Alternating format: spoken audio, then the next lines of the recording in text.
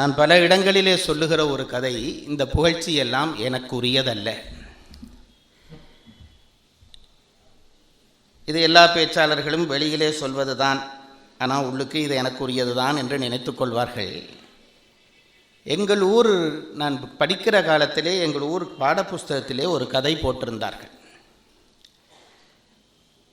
அந்த கதைக்கு தலைப்பு நான் போய் சொல்லுகிறேன் என்பது அந்த கதைக்கு தலைப்பு. ஐயா புகழ்கிற பொழுது எனக்கு அந்த கதையை சொல்லி இந்த பேச்சை ஆரம்பித்தால் என்ன என்று எனக்கு ஒரு எண்ணம் தோன்றியது. நான் 8ஆம் வகுப்பு படிக்கிற பொழுது தமிழ் புத்தகத்திலே போட்டிருந்த கதை. ஒரு ஊரிலே ஒரு ஏழை, ரொம்ப கடுமையான வறுமை மிகுந்த ஏழை ஒருவன் வாழ்ந்து வந்தான். அவனுடைய ஏழ்மை காரணமாக அவனை யாரும் மதிப்பதில்லை. அவனை ஒருவரும் ஒரு மனிதனாக கருதி மதிப்பதில்லை. ஒரு நாள் திடீரென்று ஏதோ பரிசுச்சீட்டோ புதையலோ ஏதோ கிடைத்து அவன் பெரும் செல்வனாகி விட்டான். பெரிய பணக்காரனாகி விட்ட உடனே ஊரிலே எல்லாரும் அவனை மதிக்கத் தொடங்கினார்கள். இது அந்த கதையை நான் சொல்லுகிறேன். ஊரிலே எல்லாரும் அவனை மதிக்கத் தொடங்கினார்கள். வழியிலே அவன் ஆரம்ப காலத்திலே போகிற பொழுது திரும்பியும் பார்க்காதவனெல்லாம் நின்று செருப்பு கழட்டி வணக்கம் சொல்லிட்டு போனார்கள்.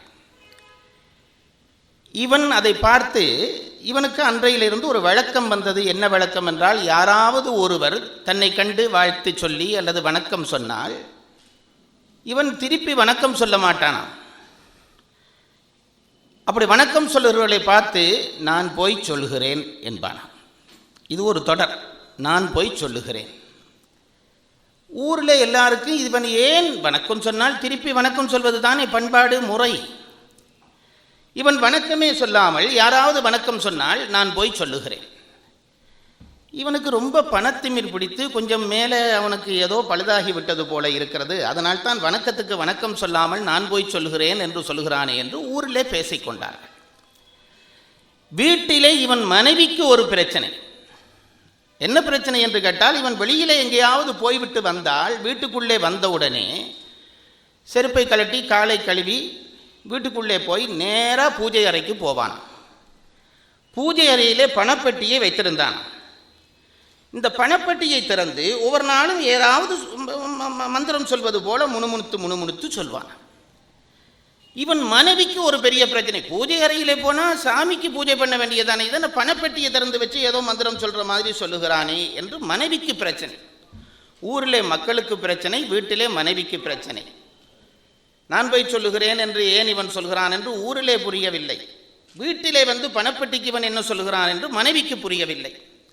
ஒரு நாள் தாங்க முடியாமல் இந்த மனைவி கணவனை பார்த்து, உங்களுக்கு முகத்துக்கு நேரே யாரும் கேலி பேசுவதில்லை, என்னைத்தான் எல்லாரும் கேலி பேசுகிறார்கள். இந்த மனுஷனுக்கு பணம் வந்த பிறகு கொஞ்சம் புத்தி சுவாதீனம் இல்லாமல் போய்விட்டது போல் இருக்கிறது என்று சொல்கிறார்கள். நான் மனைவி, எனக்காவது சொல்லுங்களேன், ஊரிலே யாராவது வணங்கி வாழ்த்து சொன்னால் நான் போய் சொல்கிறேன் என்று சொல்கிறீர்களாம், அதை ஏன் சொல்கிறீர்கள்? ஒவ்வொரு நாளும் வீட்டுக்கு வந்தால் பணப்பெட்டியை திறந்து வைத்து ஏதோ மந்திரம் சொல்வது போல சொல்கிறீர்கள், இது ரெண்டையும் என்ன செய்கிறீர்கள், எனக்காவது சொல்லுங்களேன் என்று இந்த மனைவி கேட்டாள். இவன் சொன்னான், சரி நீ கேட்கிற பொழுது மனைவி என் வாழ்க்கையின் பாதி அல்லவா, சொல்லத்தான் வேண்டும் என்று விட்டு சொன்னான். நான் ஏழையாக இருந்த பொழுது இந்த வீதியிலே போனால் யாரும் என்னை திரும்பியும் பார்ப்பதில்லை, ஏனென்றும் கேட்பதில்லை. நான் வணக்கம் சொன்னால் கூட யாரும் எனக்கு வணக்கம் சொல்ல மாட்டார்கள். அப்படி இருக்கிற காரணத்தினாலே இப்போ செல்வம் வந்த பிறகு என்ன செய்கிறார்கள் என்றால், எல்லாரும் எனக்கு வணக்கம் சொல்கிறார்கள். இவன் இதை சொல்லிட்டு மனைவிக்கு சொன்னான், எனக்கு அதில் இருந்து என்ன தெரிகிறது என்றால், எனக்கு வணக்கம் சொல்லுகிறவளாக இருந்தால் நான் ஏழையாக இருந்த பொழுதே எனக்கு சொல்லி இருப்பார்கள். பணக்காரனான பிறகு வணக்கம் சொல்லுகிறபடியால் அவர்கள் எனக்கு வணக்கம் சொல்லவில்லை, என்னிடம் வந்த பணத்துக்குத்தான் வணக்கம் சொல்கிறார்கள். ஆகவே நான் போய் சொல்லுகிறேன் என்று நான் சொல்லிவிட்டு வந்து விடுவேன். சரி, நீங்கள் சொல்வது சரிதான். அப்போ இப்போ வந்து வீட்டில் என்ன பண்ணுகிறீர்கள், பணப்பட்டியை திறந்து வச்சு என்ன பண்ணுகிறீர்கள் என்று கேட்டால், வேறு ஒன்றும் இல்லை. வந்தவுடனே இன்றைக்கு சுப்பிரமணியம் உனக்கு வணக்கம் சொன்னான், கந்தசாமி உனக்கு வணக்கம் சொன்னான், புண்ணியமூர்த்தி உனக்கு வணக்கம் சொன்னான், அதெல்லாம் உன்னிடம் சொல்லி விடுகிறேன் என்று சொல்வதைத்தான் ஒவ்வொரு நாளும் செய்கிறேன் என்றான். எனக்கு இந்த கதை ரொம்ப பிடித்தது.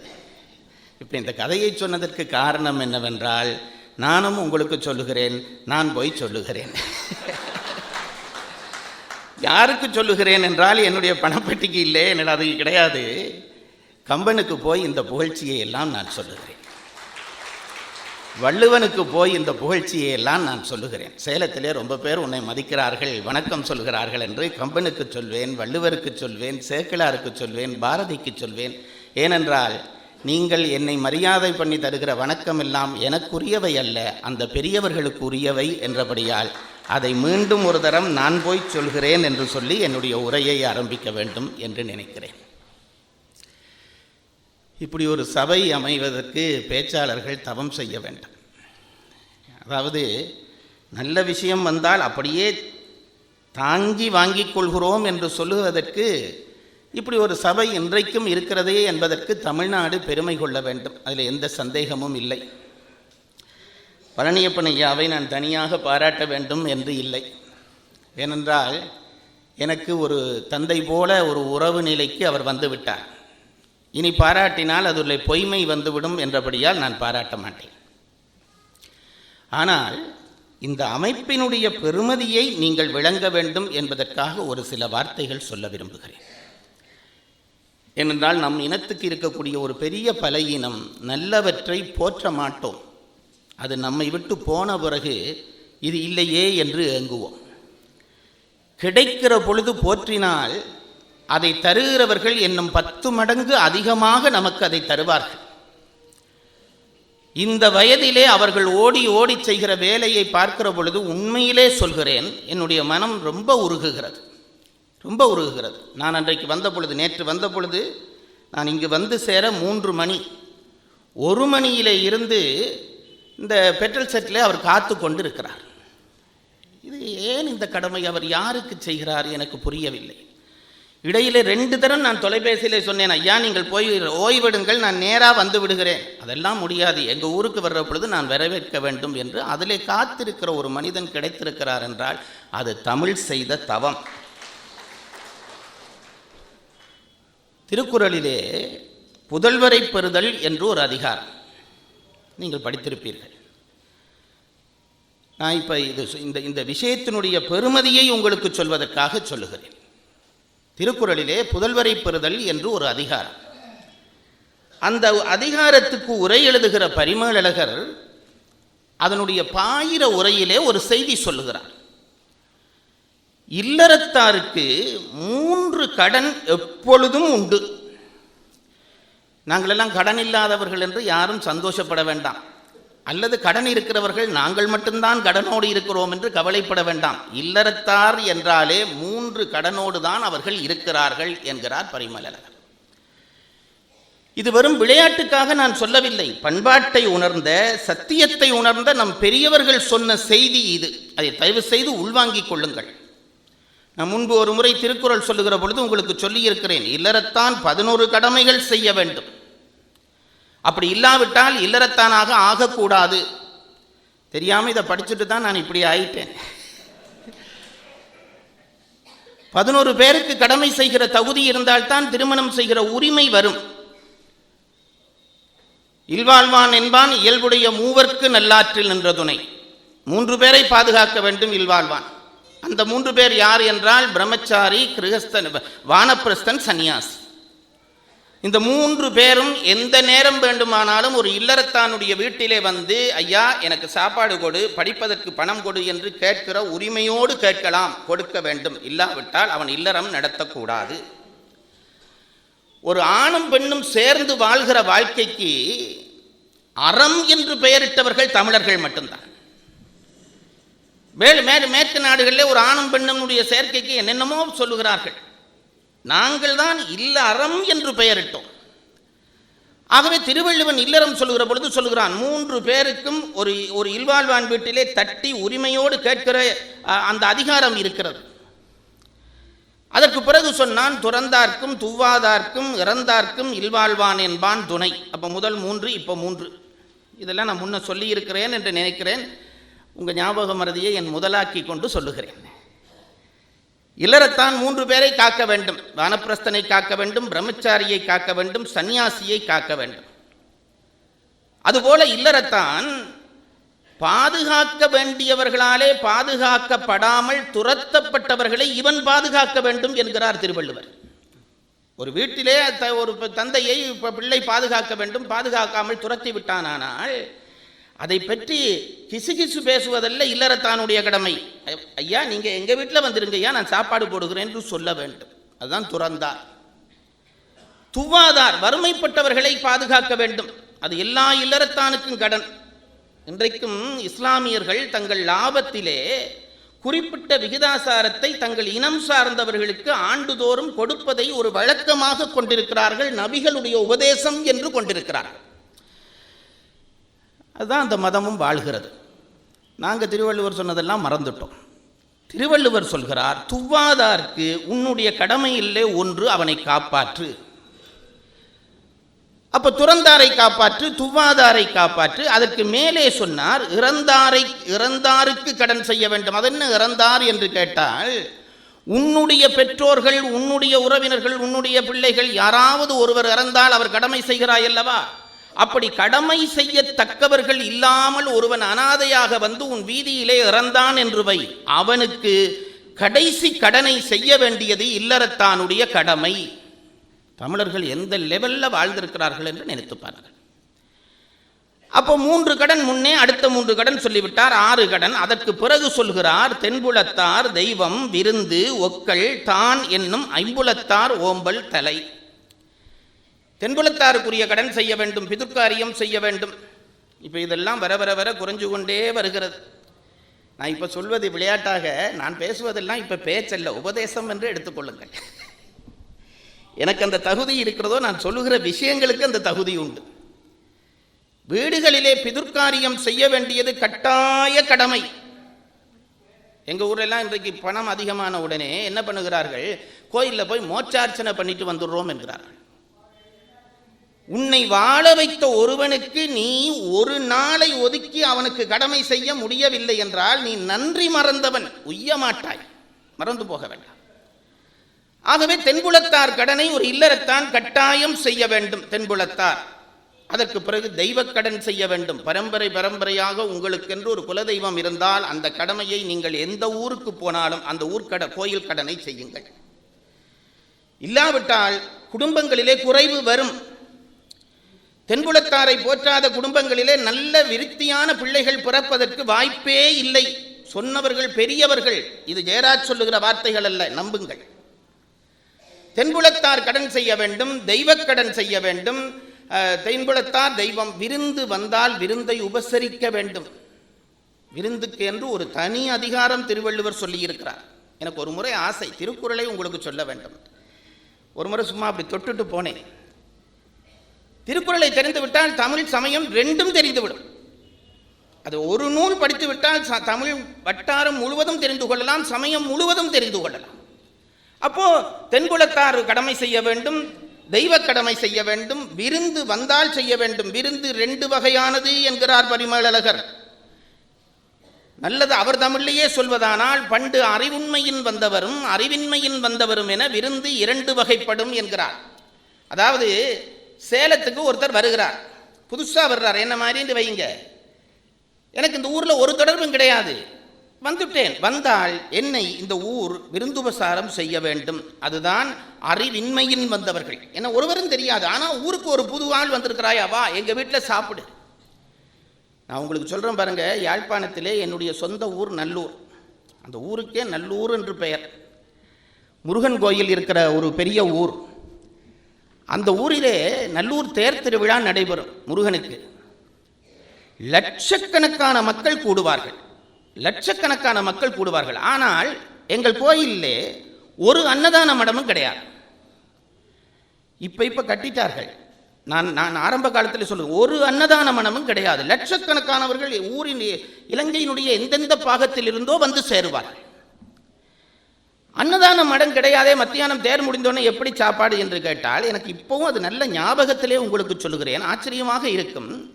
எல்லாம் அந்த ஊரை சுற்றி இருக்கிற அத்தனை வீடு, கோயிலை சுற்றி இருக்கிற அத்தனை வீட்டிலையும் ஒரு 50 பேருக்கு 100 பேருக்கு மேலதிகமாக சமையல் பண்ணுவார்கள், மேலதிகமாக சமையல் பண்ணுவார்கள்.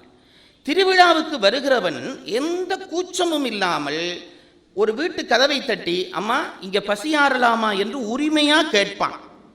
இப்படி இருந்தது ஒரு ஊர் நம்ம தமிழர் மத்தியிலேன்னு நீங்கள் நினச்சி பாருங்கள். உரிமையாக கேட்பான், அம்மா இன்னைக்கு பசியாறிட்டு போகலாமா. உடனே அவங்க கூப்பிட்டு உபசாரம் பண்ணுவார்கள். இப்போ என்ன ஆயிற்று என்றால், வீட்டில் உபசரிக்க நாங்கள் தயாராக இல்லை என்று தான் நிறைய அன்னதான மடங்கள் உண்டாக்கி விட்டோம். அவரவர் வீட்டிலே அவர் கையாலே உணவு போடுவது போல ஒரு பெருமை வருமா? ஆகவே அது ஒரு கடன், விருந்தினர் கடன். மற்றது தெரிந்தவர்கள் வருவார்கள், அவர்களுக்கு போடுவது இன்னொன்று. தென்குலத்தார் தெய்வம் விருந்து. அடுத்தது ஒக்கள். ஒக்கள் என்றால் என்ன என்றால் உறவினர்கள். ஒருவன் செல்வனாக இருக்கிறான் என்றால் அவனுடைய உறவினர்கள் கஷ்டப்படக்கூடாது. இதை புரிந்து கொள்ளுங்கள். திருவள்ளுவரே சொல்லுகிறார், முட்டாளிடம் பணம் வந்தால் என்ன நடக்கும் என்று கேள்வி கேட்டு அவரே பதில் சொல்லுகிறார். ஏதிலார் ஆற தமர் பசிப்பர், பேதை பெரும் செல்வம் உற்ற கடை என்றான். முட்டாளுக்கு பணம் வந்தால் பேதை பெரும் செல்வம் உற்ற கடை, ஏதிலார் ஆற தமர் பசிப்பர். இவன் முட்டாளுக்கு பணம் வந்துட்டா எல்லாருக்கும் கொடுப்பான். ஏதிலார் என்று சொல்லுவார், தொடர்பில்லாதவன் எல்லாம் இவனுடைய பணத்தாலே அவர்கள் ஆறுவார்கள், உரியவன் பட்டினி கிடப்பான் என்றார். ஒருவன் நல்ல செல்வனாக இருப்பானேயானால் அவருடைய உறவிலே யாராவது ஒருவர் விதி காரணமாக வறுமையுற்றால் அவனை காக்க வேண்டியது இல்லறத்தானுடைய கடமை. எல்லாருக்கும் பெரிய தானங்கள் பண்ணி தன் உறவினன் பட்டினி கிடக்கிறதை பார்க்கிறவன் அறிவாளியாக மாட்டான் என்றார் திருவள்ளுவர். இதெல்லாம் பெரிய இல்லறத்துக்கு வகுக்கிற கடமை. அதுக்கு பிறகு சொன்னார், அப்போ இப்போ எத்தனை கடனாச்சு? 10 கடனாச்சு. இதை கேட்டாலே ஒருத்தனும் தாலியை கையால் தொட மாட்டான். 3 கடன் முன்னே, அதற்கு பிறகு 3 கடன், 5 கடனில் 4 கடன் சொல்லிட்டேன், அப்போ 10 கடன் ஆகிவிட்டது. திருவள்ளுவர் எவ்வளவு யதார்த்தமான மனிதர் என்பதற்கு சான்று, 10 கடனை பண்ண சொல்லி இருக்கிறாரே திருவள்ளுவர் என்று எல்லா கடனும் பண்ணிட்டு நீ ரோட்டுக்கு வந்துடாதே, அதை காப்பாற்றினேன் இதை காப்பாற்றினேன் திருவள்ளுவர் சொன்ன மாதிரி கொடுத்தேன் நீ வீதிக்கு வந்து விட்டா உன்னை காப்பாற்ற வேண்டி வந்துவிடும். ஆகவே உன்னையும் காப்பாற்றிக் கொள் என்பதை கடைசி கடனாக வைத்தார். தென்குலத்தார் தெய்வம் விருந்து ஒக்கள் தான் என்னும் ஐம்புலத்தார் ஓம்பல் தலை. எவன் சொல்லுவான் இப்படி? ஆக இந்த 11 கடமை செய்ய வேண்டும். இது செய்த பிறகு இல்லறத்திலே கணவனும் மனைவியும் சந்தோஷமாக வாழ்வார்கள். அப்படி வாழ்கிற பொழுது குழந்தை பிறக்கும். இந்த குழந்தை எதற்கு என்று ஒரு கேள்வி எழுப்பிக் கொண்டு பரிமேலழகர் அதற்கு பதில் சொல்லுகிறார். இதெல்லாம் நூல்கள் எங்களுக்கு பெரியவர்கள் சொத்தாக தந்துவிட்டு போயிருக்கிறார்கள், படிக்கிறது இல்லை என்று நாங்கள் சத்தியம் பண்ணிவிட்டு வாழ்கிறோம். ஆகவே நான் நினைப்பது, பேச்சாற்றல் எல்லாம் ஒன்றும் வேணாம், இந்த நூல்கள் என்ன சொல்லியிருக்கிறது என்று சொன்னாலே எங்களுடைய சமுதாயம் தெரிந்துவிடும். இந்த புதல்வரை பெறுதல் என்று ஒரு அதிகாரம் வைக்கிறார். கணவன் மனைவி அன்பு, அந்த அன்பினுடைய விளைவு குழந்தை பிறக்கிறது. ஏன் குழந்தை? அதற்கு பரிமேலழகர் சொல்லுகிற உரை பற்றித்தான் என்னுடைய பேச்சை தொடங்க வேண்டும் என்று நான் நினைத்தேன். ரொம்ப தூரம் போய் வந்துவிட்டேன். ஏன் குழந்தைகள் வேண்டும் என்ற கேள்விக்கு பரிமேலழகர் உரை செய்கிற பொழுது சொல்கிறார், எல்லா இல்லறத்தார்க்கும் 3 கடன் உண்டு. நான் கடன் இல்லாதவன் என்று எவனும் சொல்ல முடியாது. உங்கள் நிம்மதியை கெடுக்கிறதுக்காக இலங்கையிலிருந்து வந்திருக்கிறேன். எனக்கு ஒரு கடனும் கிடையாது என்று சில பேர் சொல்லுகிறார்கள். பொய் சொல்லுகிறான். 3 கடன் எல்லாருக்கும் உண்டு. என்ன கடன் என்றால், முனிவர் கடன் என்று ஒரு கடன், தேவர் கடன் என்று ஒரு கடன், தென்புலத்தார் கடன் என்று ஒரு கடன். இந்த 3 கடன் இல்லாதவர்கள் உலகத்திலே இல்லை. நம்ம அரசாங்கம் சேர்த்து வைக்கிற கடன்லாம் அது ஒரு பக்கம் இருக்கட்டும். இந்த 3 கடன் எல்லாருக்கும் உண்டு. தேவர் கடன், ஏனென்றால் உன்னை படைத்து உன்னை வாழ்வித்து உனக்கு உரியவற்றை எல்லாம் இயற்கை மூலமாக தந்து கொண்டிருக்கிறார்கள் அல்லவா தேவர்கள். ஆகவே தேவருக்கு நீ கடன் இயற்ற வேண்டும். அதற்கு பிறகு முனிவர்க்கு கடன் இயற்ற வேண்டும். அது ஏனென்று கடைசியிலே சொல்லுகிறேன். தென்புலத்தார்க்கு கடன் இயற்ற வேண்டும். தேவர்க்கு என்ன கடன் என்றால், நீ வேள்விகளை செய்து வேள்விகளிலே இடுகின்ற அபிர்வாகங்கள் மூலம் தேவர்களுக்கு உணவை நீங்கள் தான் அனுப்ப வேண்டும். காஞ்சி பெரியவரிடம் ஒருத்தன் இதை சொன்ன உடனே காஞ்சி பெரியவரிடம் ஒருத்தன் கேட்டான், தேவர்கள் தானே நமக்கெல்லாம் தருகிறார்கள், அவர்களுக்கு என்னையா நாங்கள் கொடுக்கறதுன்ட்டான். இந்த குறுக்கால கேள்வி கேட்கிறவன் எங்கேயும் இருப்பான் போல இருக்குது. ஏனென்றால் நமக்குரியவற்றையெல்லாம் தேவர்கள் தருகிறார்கள், மழை பெய்விக்கிறார்கள், அந்தந்த காலத்திலே வெயில் வருகிறது, அந்தந்த காலத்திலே தானியங்கள் விளைகின்றன, அதெல்லாம் தருகிறவர்கள் தேவர்கள் என்று சொல்கிறோம். அதனாலே தான் தேவர்களை பூஜிக்க வேண்டும் என்று சொல்கிறோம். அப்படிப்பட்ட தேவர்களுக்கு நாம என்ன கடன் செய்கிறது என்று கேட்டால் அவர் சொல்கிறார், தேவர்களும் பிறவிகள் தான், மறந்து போகாதீர்கள், தேவர்களும் பிறவிகள் தான். அதனாலே அவர்க்குரியவற்றை நாம் கொடுக்க வேண்டும், நமக்குரியவற்றை அவன் கொடுக்க வேண்டும் என்ற ஒரு அமைப்பை இறைவன் உருவாக்கி இருக்கிறான். இப்போ பாருங்க, நம்ம நாட்டினுடைய பிரதமர் அல்லது ஜனாதிபதி அவர் தான் நமக்கு எல்லாத்துக்கும் எல்லாம் கொடுக்கிறார். ஆனால் ஜனாதிபதி எல்லாம் தருவார் என்று விட்டு ஒரு விவசாயி வயலில் இறங்காமல் விட்டால் ஜனாதிபதிக்கே சாப்பாடு இல்லாமல் போயிடும். நான் சொல்கிறது உண்மையா இல்லையா? ஜனாதிபதி எல்லாம் கொடுக்கலாம், ஆனால் ஜனாதிபதிக்கு உணவு வேணும் என்றால் ஒரு விவசாயி தான் கொடுக்க வேண்டும். அதுபோல தேவர்கள் நமக்கெல்லாம் தருவார்கள். தேவர்களுக்குரிய உணவை யாகத்தினாலே நாம் அனுப்ப வேண்டும், வேத மந்திரங்களை சொல்லி அனுப்ப வேண்டும் என்பது பிரமாணம். இப்போ எல்லாரும் என்னமோ முற்போக்கு அப்படி இப்படி என்னமோ சொல்கிறார்கள். இதெல்லாம் ஒன்றும் தேவையில்லை, சும்மா நெருப்பில் ஏன் தூக்கி போடுறேன் என்கிறார்கள். அது தனி ஒரு முறைக்கு சொல்கிறேன். அப்போது தேவர் கடனை எப்படி தீர்ப்பது என்றால், தேவர் கடன் வேள்வியால் தீர்க்கப்படும். ஒரு ஊரிலே ஒவ்வொரு நாளும் ஏதோ ஒரு கோயிலிலே வேள்வி நடந்து கொண்டிருக்க வேண்டும். எல்லாம் நம் கண்ணுக்கு தெரிந்து செய்ய வேண்டிய தர்மம் என்று தயவு செய்து நினைக்காதீர்கள். சில தர்மங்கள் கண்ணுக்கு தெரியாமலும் நடந்து கொண்டிருக்கின்றன. உண்மையான மந்திரங்களை கற்றவர்கள், உண்மையான ஒழுக்கத்தோடு இருக்கிற அந்தணர்கள் அந்த மந்திரங்களை சரியானபடி உச்சரித்து வேள்விகளை செய்தால் அந்த வேள்வியினுடைய பயனை சமூகம் அடையும். இன்றைக்கு நமக்கு இருக்கக்கூடிய பிரச்சனை தயவு செய்து புரிந்து கொள்ளுங்கள். பஞ்சபூதங்களும் நமக்கு எதிராக கிளம்பி விட்டன. இந்தியாவுக்கு எதிராக சீனா, இலங்கைக்கு எதிராக அவன் இவன் என்று வர்றதல்ல பெரிய பிரச்சனை. அது தீர்த்து விடலாம், புத்திசாலித்தனம் இருந்தால் தீர்த்து விடலாம். இன்றைக்கு பஞ்சபூதங்களும் கொந்தளிக்க தொடங்கிவிட்டன. என்றுமில்லாத அக்கிரமம் இன்று நடக்கிறது. பெரிய சுனாமி நம் கண்முன்னாலே வந்து லட்சக்கணக்கான மக்களை ஒரு சில வினாடிகளுக்குள் அழித்து விட்டு போய்விட்டது. விஞ்ஞானம் வளர்ந்து விட்டது, விஞ்ஞானம் வளர்ந்து விட்டது என்று ரொம்ப பெருமையாக சொல்லுகிறோம். ஒரு சுனாமியை தடுப்பதற்கு ஒரு கருவியை கண்டுபிடித்து சொல்லுங்கள் பார்க்கலாம். ஒரு நிமிடம் கடல் தன் நிலையிலே இருந்து அசைந்தது, என்ன ஆயிற்று? லட்சக்கணக்கானவர்கள் இறந்து விட்டார்கள். என்றைக்கோ சொன்னார்கள் நம் மூதாதையர்கள், கடலிலே இருக்கிற நீர் பொங்காமல் ஏன் இருக்கிறது என்ற கேள்விக்கு பதில் சொல்லுகிறார்கள். இதையெல்லாம் நாங்கள் விளையாட்டா எடுத்தோம். இவன் கதை விடுறான், புராணத்தில் கதை சொல்றான் என்று சொன்னோம். உண்மையா நம்ப இல்லை. கடலுக்குள்ளே ஒரு அக்கினியை ஆண்டவன் வைத்திருக்கிறான். அதற்கு வடமுகாக்கினி என்று பெயர் என்று புராணங்கள் எழுதுகின்றன. வடமுகாக்கினி என்று அந்த அக்கினிக்கு பெயர். அந்த அக்கினி தான் கடல் நீர் வற்றாமலும் அளவுக்கு அதிகமாக பொங்கி விடாமலும் காத்து நிற்கிறது. இறைவன் அங்கங்க அக்கினியை வச்சிருக்கிறான். அப்படி வைக்கப்பட்ட அக்கினியில ஒன்று நம் வயிற்றுக்குள்ளே இருக்கிறது. நம் வயிற்றுக்குள்ளே ஒரு அக்கினி, அதற்கு உதராக்கினி என்று பெயர். அது இருந்தால் தான் பசி வரும். பிறந்த நாள் தொடக்கம் இத்தனை அள்ளி கொட்டுறோமே, அதை எரிச்சு தள்ளுறது அதுதான். அப்போ அங்கங்க அக்கினி வச்சிருக்காங்களா? கடலில் வச்ச அக்கினி தான் கடலை பொங்காமல் பாதுகாத்தது. அந்த அக்கினியினுடைய கட்டுப்பாடு பெண்களினுடைய கற்பிலேயும் ஆண்களுடைய ஒழுக்கத்திலேயும் தங்கி இருக்கிறது என்றார்கள். அப்போ கடல் பொங்கிச்சதுன்றா என்ன காரணம்? இது ரெண்டும் குறைய ஆரம்பித்து விட்டது என்று காரணம். நான் விளையாட்டாக சொல்லவில்லை. ஒரு நிமிட கடல் பொங்கியதனுடைய அழிவை கண்டோம். ஒரு மணி நேரம் அல்லது ஒரு நாள் கடல் பொங்கினால் நாங்கள் என்ன செய்வோம் நினைத்து பாருங்கள். அது பற்றி அச்சம் யாருக்கும் இல்லை.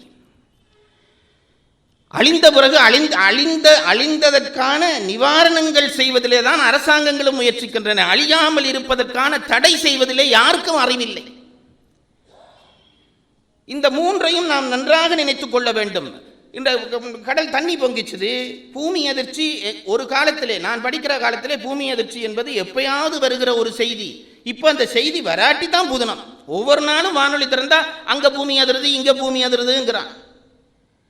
அப்ப என்ன ஆயிற்று? கடல் நம்மை நீர் எதிர்க்க தொடங்கி விட்டது, நிலம் எதிர்க்க தொடங்கி விட்டது. ஒவ்வொரு முறையும் பார்த்தால் புது புது புயலுக்கு பெயர் வைக்கிறார்கள். நம்ம விஞ்ஞான முன்னேற்றம் என்னவென்றால் புயலுக்கு பெயர் வைக்க பழகிவிட்டோம். அந்த புயல் வந்தது, இந்த புயல் வந்தது என்கிறோம். புயலை தடுக்க முடிந்ததா? விஞ்ஞான வளர்ச்சியின் உச்சத்தில் நிற்கிறதாக சொல்லப்படுகிற அமெரிக்காவே புயலினாலே அதிர்ந்து போய் ஒவ்வொரு முறையும் அழிகிறது. அப்போ புயல், காற்று நம்மை எதிர்க்க தொடங்கிவிட்டது. நெருப்பு அன்றாடம் பார்க்கிறோம், அங்கங்கு காட்டுத்தீ பரவுகிறது, நெருப்பு எரிமலை பொங்குகிறது என்று படிக்கிறோம். அப்போ நெருப்பு நம்மை எதிர்க்க தொடங்கிவிட்டது. இதுவரை எதிர்க்காமல் இருந்தது வானம்தான், ஆகாய பூதம்தான் இதுவரை எதிர்க்கவில்லை. அது கூட எதிர்க்க ஆரம்பித்து விட்டது. சில மாதங்களுக்கு முன்பு ரஷ்யாவிலே எரிகற்கள் வந்து விழுந்த செய்தியை நீங்கள் எல்லாரும் படித்திருப்பீர்கள்.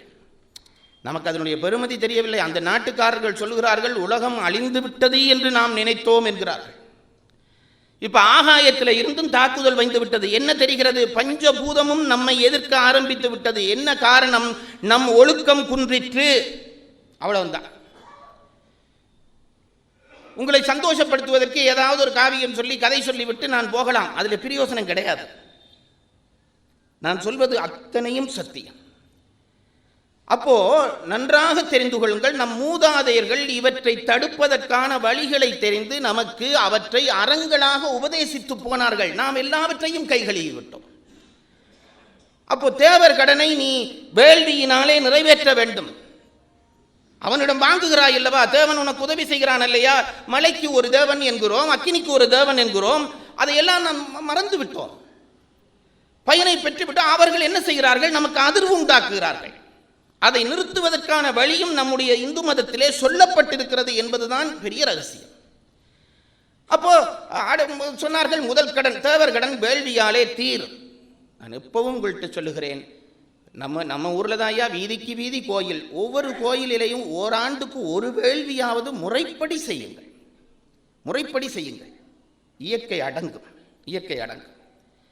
அப்போ இது தேவர் கடன். அடுத்தது சொன்னார்கள், தென்புலத்தார் கடன் பிள்ளைகளாலே தீரும் என்றார்கள். தென்புலத்தார் என்றால் யார் என்றால், நம்முடைய மூதாதையருக்கு தென்புலத்தார் என்று ஒரு பெயர். இதைவிட பிரம்மன் முதல் உலகத்தை படைக்கிறான். விநாயகரை வணங்காமல் அவன் உலகத்தை படைக்க ஆரம்பித்து விட்டான். விழே அங்கிருந்தே ஆரம்பிச்சிட்டது. கடவுள் படைக்கிற உரிமையை கொடுத்த உடனே பிரம்மன் விநாயகரை வணங்காமல் ஒரு உலகத்தை படைக்க ஆரம்பித்தான். படைக்கப்பட்டவை எல்லாம் வேறு வேறு விகார ரூபங்களாக தோன்றின என்று விநாயகர் புராணம் சொல்லும். அப்படி படைக்கப்பட்டவர்களை தென்புலத்திலே இருக்கும்படியாக இறைவன் உத்தரவிட்டான். அவர்களை தென்புலத்தேவர்கள் என்று சொல்லுகிற மரபு உண்டு. பிதுர் என்கின்ற அந்த வார்த்தை அவர்களுக்கும் ஆகும். அப்போ பிதிர்காரியம் செய்கிறோமே, என்ன செய்கிறோம் என்று செய்தால், என் தந்தையினுடைய நினைவு நாளிலே பிதிர்காரியம் செய்கிறோமே என்ன செய்கிறோம் என்று கேட்டால், நாம் பிதிர்காரியம் மூலம் சில தானங்களை செய்து அதனுடைய புண்ணியத்தை பிதிர் தேவர்களிடம் அனுப்புகிறோம். அந்த தேவர்கள், இப்போ ஒரு கேள்வி இருக்கிறது அல்லவா, எங்கள் அப்பாவுக்கு நான் செய்கிற பிதிர்காரியம் போய் சேரும் என்றால், எங்கள் அப்பா இப்போ எந்த பிறவியில் இருக்கிறாரோ, அவர் இறந்தோன்னே பிறந்து வேற ஒரு பிறவிக்கு போயிடுவார் அல்லவா. அப்போ இப்ப நான் பண்ணுகிற என்னுடைய பிதிர்காரிய புண்ணியம் அங்க போய் சேருமா என்று கேட்டால், ஒரு பெரிய கல்விமான் எழுதினார், நாங்க பண்ணுகிற அந்த புண்ணியங்களை எல்லாம் பிதிர் தெய்வங்கள் வாங்கி கொண்டு எந்தெந்த பிறவியிலே நம் பிதுர்கள் போய் இருக்கிறார்களோ அவரவர்களுக்கு தேவையான புண்ணிய பயனாக, தர்ம பயனாக அந்த புண்ணியங்களை அனுப்புவார்கள் என்று எழுதுகிறார். அதுக்கு அவர் ஒரு உதாரணம் சொல்லுகிறார். அமெரிக்காவிலிருந்து எனக்கு ஒருத்தன் டாலர் அனுப்புகிறான். போஸ்ட் மாஸ்டர் அந்த டாலரை வாங்கி வச்சு எனக்கு இந்திய ரூபாவாக கொடுக்குறாரா இல்லையா? அதுபோல நீ ஒரு பிறவியிலே இங்கே இருந்து பண்ணுகிற அந்த புண்ணியங்கள், பிதுர்காரிய தானங்கள், ஏதோ பிறவியில் உன் அப்பா பண்டிக்குட்டியாக பிறந்திருந்தா கூட அவனுக்கு போய் சேரும். இது பிதர்களுக்கு காரியம். அப்போ பிதுர்காரியம் செய்வதற்கு பிள்ளைகள் வேண்டும். அதனால தான் பிள்ளைகள் ஏன் வேண்டும் என்ற கேள்விக்கு பிதுர்காரியம் செய்ய பிள்ளைகள் வேண்டும். அப்போ தென்புலத்தார் கடன் புதல்வரை பெறுதலாலே நீங்கும், தேவர் கடன் வேள்வியாலே நீங்கும். முனிவர் கடன் என்றால் என்ன? அதுக்கு என்ன பதில் சொல்ல? முனிவர் கடன் கேள்வியாலே நீங்கும் என்றார். முனிவர்கள் என்றால் யார் என்று கேட்டால், இயற்கையோடு தம்மை ஒன்று கலக்க செய்தவர்கள் முனிவர்கள். தயவு செய்து புரிந்து கொள்ளுங்கள். நாங்கள் இயற்கையிலே இருந்து நம்மை விடுவித்துக் கொண்டு நிற்கிறோம். எப்பொழுது நமக்கு ஒரு உடம்பு வந்ததோ, அந்த உடம்பு எல்லைக்குள்ளே நம் உயிர் அகப்பட்டதோ, அந்த உடம்பு எல்லைக்குள்ளே நம் உயிர் அகப்பட்ட பிறகு இயற்கையினுடைய ஒரு கூறாக இருந்தாலும் தனித்து நிற்கிறோம். முனிவர்கள் என்ன செய்தார்கள்? தம்மை தெளிவுபடுத்தி அனுபவப்படுத்தி அதற்குள்ளேயே இருந்து அதில் இருந்து தனித்து நின்றவர்கள் அதனோடு கலந்தார்கள், இயற்கையோடு கலந்தார்கள். அதான் பாருங்க, அட்டமா சித்திகள் என்று நாங்கள் படிக்கிறோம்.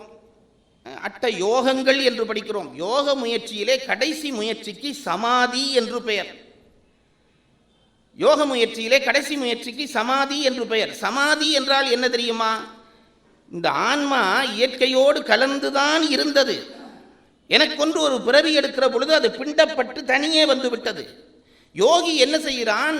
தன் முயற்சியினாலே அந்த ஆன்மாவை எழுப்பி எழுப்பி எழுப்பி பழையபடி அதை இயற்கையோடு கலக்கச் செய்கிறான். அந்த ஆன்மாவினுடைய ஆதி நிலையோடு அந்த ஆன்மாவை கலக்கச் செய்கிறபடியால், ஆதி நிலையோடு ஆன்மாவை சமப்படுத்துகிறபடியால் தான் அதற்கு சமாதி என்று பெயர் வந்தது. சமாதி என்ற பெயர் வேறொன்றுமில்லை, ஆன்மாவை தன்னுடைய ஆதி நிலையோடு சமப்படுத்துதல். அப்படி சமப்படுத்தியவனுக்கு உலக ரகசியங்கள் எல்லாம் தன்னுடைய பாட்டிலே தெரிய வந்தன. நாங்கள் ரொம்ப கஷ்டப்பட்டு விஞ்ஞானம் படித்து அந்த பரிசோதனை செய்து இந்த பரிசோதனை செய்து அந்த கருவி செய்து இந்த கருவி செய்து விஷயங்களை கண்டுபிடித்து நமக்கு நாமே கைதட்டி கொண்டிருக்கிறோம். அவர்கள் எந்த முயற்சியும் செய்யாமல் பிரபஞ்சத்தோடு தம்மை ஒன்று சேர்த்து கொண்டார்கள். அதற்கு வியாபகம் என்று பெயர்.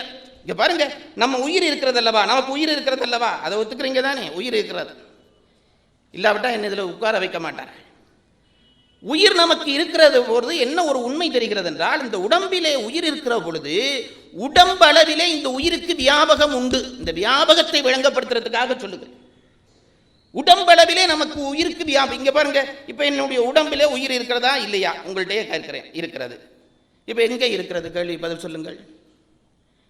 என்ன விட்டுருங்க, உங்களுக்கு பதில் சொல்லுங்க. உங்க உயிர் இல்ல, உயிரோட தானே இருக்கு. உடம்புல உயிர் இருக்கிறது தெரிகிறது. இப்ப நான் கேட்கிறேன், உடம்புல உயிர் எங்க இருக்கிறது? இப்படியே வர்றோம், கதவை சாத்துற அவசரத்தில் கை அம்பிட்டுருச்சு, ஐயோ உயிர் போச்சு. திருப்பி வெளியில வர்றோம், அவசரமா வர்ற பொழுது படி காலில் அடிச்சிருச்சு, அடிச்சோன்னா ஐயோ உயிர் போச்சுன்றோம். அப்ப உயிர் கையில் இருந்ததா காலில் இருந்ததா? கையாகப்பட்டவன கையில் உயிர் போச்சுங்கிறோம், காலாகப்பட்டவன காலில் உயிர் போச்சுன்றோம், ஆறாவது மூக்கில் குத்திட்டா மூக்கில் உயிர் போச்சுங்கிறோம். அப்போ உயிர் எங்கே இருந்தது என்று கேட்டால், உயிர் உடம்பு பூராவும் இருந்தது. அதற்குத்தான் வியாபகம் என்று பெயர். அதற்குத்தான் வியாபகம் என்று பெயர். உடம்புக்குள்ளே உயிர் இருந்தால் உடம்பு முழுவதும் அது எப்படி நடக்கிறதை எல்லாம் அறிந்து கொள்கிறதோ, இயற்கையோடு அந்த உயிர் கலந்து விட்டால் இயற்கையிலே என்னென்ன இருக்கிறதோ அது எல்லாம் அந்த உயிர் அறியும். இறைவனுக்கு அந்த வியாபகத்தன்மை உண்டு. அந்த தன்மையை ஞானியர்கள் அடைந்தார்கள், இயற்கையோடு கலந்தார்கள். அவனுக்கு இப்ப எனக்கு இதுல எறும்பு ஊறுது என்றால் எனக்கு தெரியும். அதே நேரத்தில் இங்கே ஏதாவது ஒரு பூச்சி விழுந்துட்டா எனக்கு தெரியும். அது மாதிரி உலகத்தின் எந்த மூலையில் எது நடந்தாலும் ஞானிக்கு அது தெரிய வந்தது. அந்த ஞானியைத்தான் முனிவன் என்று சொன்னோம். அப்படி உண்மைகளை, ரகசியங்களை, இயற்கையினுடைய ரகசியங்களை கண்டுபிடித்து நமக்கு அறங்களாக போதித்தவர்கள் ஞானிகள். நாங்கள் அதெல்லாம் விட்டுட்டோம்.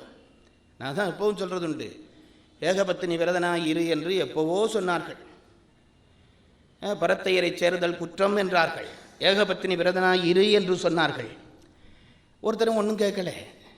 எனக்கு தெரிய 80ஆம் ஆண்டுகளில் இந்த கம்யூனிசம் ரொம்ப வலிமை பெற்றோன்னே என்னிட்ட பேசின இளைஞர்கள் கேட்டிருக்கிறார்கள், அது என்ன ஏகபத்தினி விரதம், ஏன் 10 பேரை திருமணம் செய்தால் தப்பா? என்னாலே அவள் சந்தோஷப்படுகிறாள், அவளாலே நான் சந்தோஷப்படுகிறேன், இதில் உனக்கு எங்கே கவலை வந்ததுன்னு என்ன கேட்குறான் அவன். ஒரு பெண்ணோடு திருமணம் செய்தால் சந்தோஷம், 2 பேரோடு இருந்தால் 2 மடங்கு சந்தோஷம், 3 பெண்ணை திருமணம் செய்தால் 3 மடங்கு சந்தோஷம். இதில் என்ன நஷ்டம் வருது என்கிறாய்? இதையே இது அறம் என்று இதை பண்ணாதே என்கிறாய். எனக்கு பதில் சொல்ல தெரியவில்லை. ஆனால் என்றைக்கோ நம் பெரியவர்கள் அது வேண்டாம் என்றார்கள். வேண்டாம், ஒருத்தனுக்கு ஒருத்தி தான். அவன் சொன்னால் அதில் ஏதோ நியாயம் இருக்கும். எனக்கு பதில் சொல்ல தெரியவில்லை. இவன் கேட்டான், என்னாச்சு? 83ஆம் ஆண்டுக்கு பிறகு எய்ட்ஸ் வந்தது. எய்ட்ஸ் வந்து எல்லாரையும் பிடிச்ச உடனே இப்போ ஐக்கிய நாட்டு சபையே ஏகபத்தினி விரதத்தை உபதேசிக்க ஆரம்பிச்சுட்டான். ஐக்கிய நாட்டு சபையே சொல்கிறான், ஒருத்தனுக்கு ஒருத்தின்ட்டு வாழ்ந்துட்டீண்டா பிரச்சனை இல்லை, இல்லாட்டி ஆள் போக வேண்டியது தான். இங்கே பாருங்கள், நான் சொல்கிறேன் உண்டு, எப்போவோ தாடி மீசை எல்லாம் வச்சு விபூதியெல்லாம் பூசி திருவள்ளுவர் வந்து சொன்னார், நாங்கள் கேட்க இல்லை. இப்போ ஒரு கிருமி வந்து சொல்லுது, கேட்க தொடங்கிட்டோம். ஒரு கிருமி வந்து சொல்லுது, நாங்கள் கேட்க ஆரம்பிச்சிட்டோம். அப்போ நம்ம தகுதி நமக்கு தெரியுது தானே. நமக்கு பூச்சி புழு சொன்னா தான் நாங்கள் கேட்போம், பெரிய மனுஷன் சொன்னால் கேட்க மாட்டோம். பூச்சி புழு வந்து சொல்ல வேணும், அது கடிக்க வேணும். எவ்வளவு பெரியவர்கள் சொன்னார்கள். இன்றைக்கு திருவள்ளுவன் சொன்னதைத்தான் நீ திருப்பி சொல்லுகிறாய். ஒருவன் ஒருத்தியோடு வாழ்ந்தால் ஒழுக்கம் என்று சொல்கிறாய். இந்த ஒழுக்கத்தை அன்றைக்கு என்னென்று திருவள்ளுவன் கண்டு கொண்டான்? எய்ட்ஸ் கிருமி அவனுக்கு தெரியாதே, இந்த நோய் தெரியாதே. அவன் இயற்கையோடு கலந்தான். இயற்கையிலே எங்கெங்கு உண்மை இருக்கிறது என்பெல்லாம் அவனுக்கு பிரத்யட்ச பிரமாணமாய் தெரிந்தது. அதனாலே சொல்லி வைத்தான். அதை பரிசோதிக்க வேண்டும் என்று நினைக்காதே. ஒரு உண்மையை தரிசிப்பதற்கு 3 வழி சொன்னார்கள் நம்முடைய பெரியவர்கள். காட்சி பிரமாணம், அனுமான பிரமாணம், ஆகம பிரமாணம் என்று 3 பிரமாணங்கள். பிரமாணங்கள் என்றால் உண்மையை கண்டுபிடிக்கிற வழிகள் என்று அர்த்தம். இந்த பேச்சு கேட்கிறவர்களை மிரட்டுறதுக்கு இப்படி புது புது சொல்ல வேணும் என்று சும்மா எங்கள் ஆசிரியர் சொல்லியிருக்கிறார். விளங்காட்டியும் இவர் நல்லா தான் பேசுகிறாருன்னு சொல்லுவார். அதில் என்ன பெரிய யோசனை? அதான் பிரமாணம் என்றால் ஒன்றுமில்லை, ஒரு சத்தியத்தை வெளிப்படுத்துவதற்கான சான்றுகள். ஒரு பொருளை இப்போ இதில் இந்த தண்ணீர் பாட்டில் இருக்கிறது, இது நான் சொன்னேன், நீங்கள் நம்புவீங்க. ஏன்? பிரத்யட்ச பிரமாணம், காட்சியிலே உங்களுக்கு தெரிகிறது. இந்த இதை கொண்டு இதிலே புளி இருக்கிறது, உங்களுக்கு நாட்களை அனுபவித்து பழக்கம் உண்டு, இருக்கு தெரியும். அந்த இடத்திலே புகை வருகிறபடியால் நெருப்பு இருக்கிறது என்கிறேன். கண்ணால கண்டியா நெருப்பு இருக்கிறதே? காணவில்லையே. ஆனால் இந்த புகை இருக்கிற இடத்துல எல்லாம் நெருப்பு இருக்கும் என்று தெரிந்தபடியால் இந்த புகையை கண்டவுடனே அந்த இடத்திலே நெருப்பு இருக்கிறது என்று சொல்வது இருக்கிறதே, அது அனுமான பிரமாணம். ஒன்றை வைத்துக்கொண்டு ஒன்றை தெரிந்து கொள்வது. அப்பா இன்றைக்கு வீட்டிலே விருந்தினர்களை சந்தோஷமாக வரவேற்கிறார் என்றால் வீட்டுக்கார அம்மா வீட்டில் இல்லை என்று அர்த்தம். அனுமான பிரமாணம். இல்லாட்டி அவர் பேசாமல் இருப்பார். அம்மா சொன்னா தான் தேத்தனியே வரும். அப்போ இது காட்சியாலே ஒரு உண்மையை கண்டுபிடிக்கலாம், அனுமானத்தாலே ஒரு உண்மையை கண்டுபிடிக்கலாம். எல்லாவற்றுக்கும் மேலாக முனிவர்களாக யோகிகளாக இருக்கிறவர்கள் சொன்னதாகிய இந்த பிரமாணம் இருக்கிறதே, அவர்களுக்கு ஒன்று கண்ணால காணவில்லை, அனுமானிக்க தேவையில்லை. பிரபஞ்சத்தோடு அவர்கள் இரண்டர கலந்து விட்டபடியால் அவர்கள் சொன்ன வார்த்தையை ஆராயாதே, அப்படியே ஒத்துக்கொள். அதற்கு ஆகம பிரமாணம் என்று பெயர். திருவள்ளுவன் சொன்னான், கம்பன் சொன்னான், அல்லது முன் வேத ரிஷிகள் சொன்னார்கள் என்றால் அதுக்கு ஆதாரம் கேட்காதே, அவனுக்கு தெரியும். நான் இப்பவே சொல்றேன் பாருங்க, ஒன்றும் இல்லை. டாக்டர்கிட்ட போகிறோம். ஒரு டாக்டர்கிட்ட எனக்கு ஒரு நோய் வந்தது, போனோம்.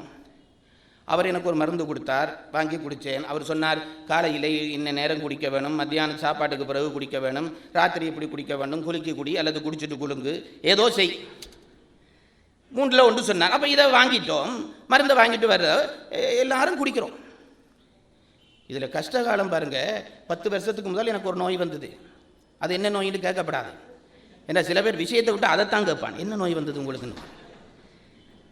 டாக்டர்கிட்ட போனால் ஒரு மருந்து தந்தார், குடித்தோம். ஒரு நாள்லேயே சுகம் வந்துட்டுது. ரொம்ப நன்றி சொல்லி வணக்கம் சொல்லி பணமும் கொடுத்துட்டு வந்துட்டேன். 5 வருஷம் கழித்து திருப்பி அதே நோய் வந்தது. அதே டாக்டர்கிட்ட போனேன். எனக்கு இப்போ பயமே இல்லை, இப்போ அவர் மருந்து தருவார், அடுத்த நேரமே நிற்கும் என்று உறுதியாக தெரியும். போனேன், அவர் வேறு மருந்து எழுதினார். டாக்டர் எனக்கு முந்தி இது வந்தது டாக்டர், நீங்கள் தான் வேறொரு மருந்து கொடுத்தீங்கன்னு. எனக்கு அந்த மருந்தெல்லாம் பாடம். இப்போ பல பேர் அப்படித்தான், மருத்துவ அறிவு மக்களுக்கு வேணும் என்று சொல்லி போகிற பேஷண்ட்டே டாக்டர்கிட்ட இன்ன மருந்து எழுதுங்கோன்றான். டாக்டரே அவனை கேட்டு தான் எழுதுறார். அப்போ போனோடனே மருந்து இன்ன மருந்து என்று நான் டாக்டர் சொன்னார், என்ன மருந்து? இப்படி ஒரு மருந்து கொடுத்தீங்க டாக்டர், அது ஒரு நேரம் குடித்தோன்னே சுகமாயிட்டுன்றேன். அவர் சொன்னார், அது இப்போ குடிக்கப்படாது என்றார்.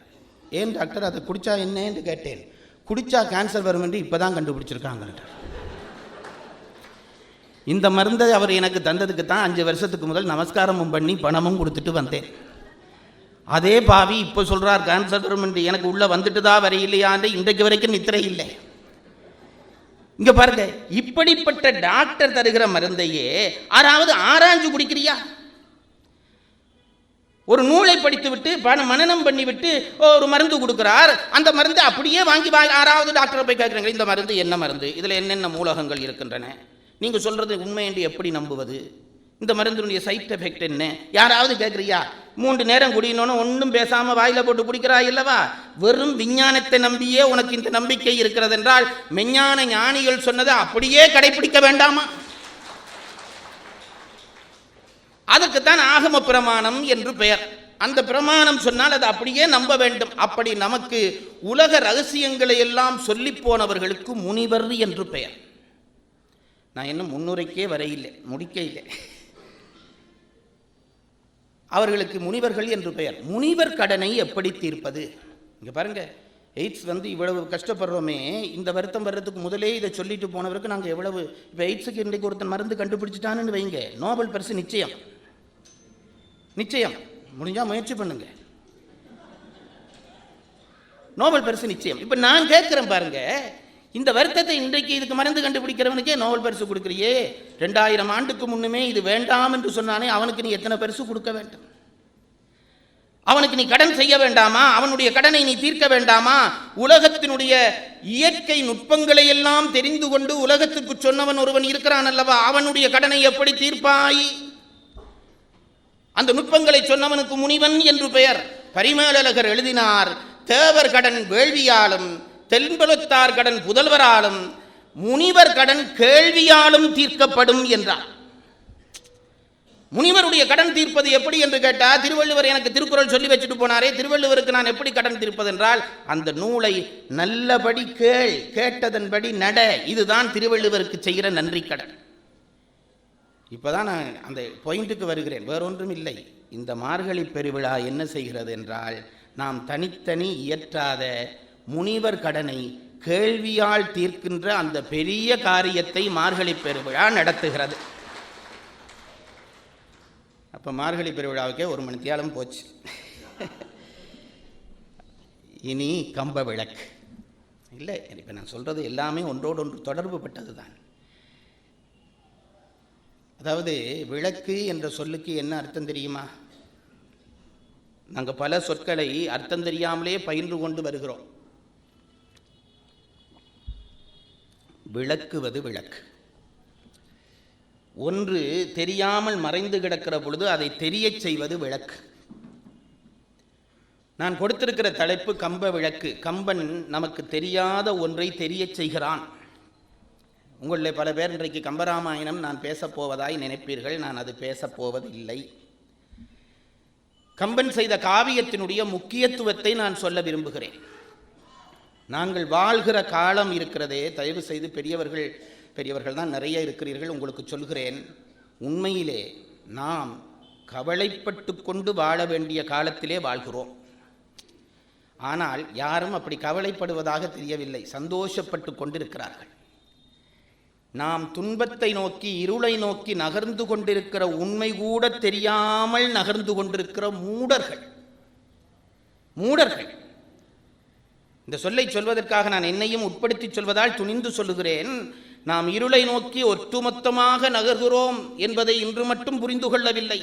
பஞ்சபூதங்களும் கிளர்ந்து உங்களை அழிக்கப் போகிறோம் என்று செய்தி சொன்ன பிறகும் அதை பற்றி யாருக்கும் கவலை இல்லை.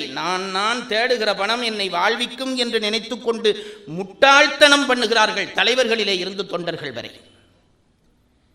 செல்வம் யாரையும் காக்காது, நீங்கள் கற்ற கல்வி எவரையும் காக்காது.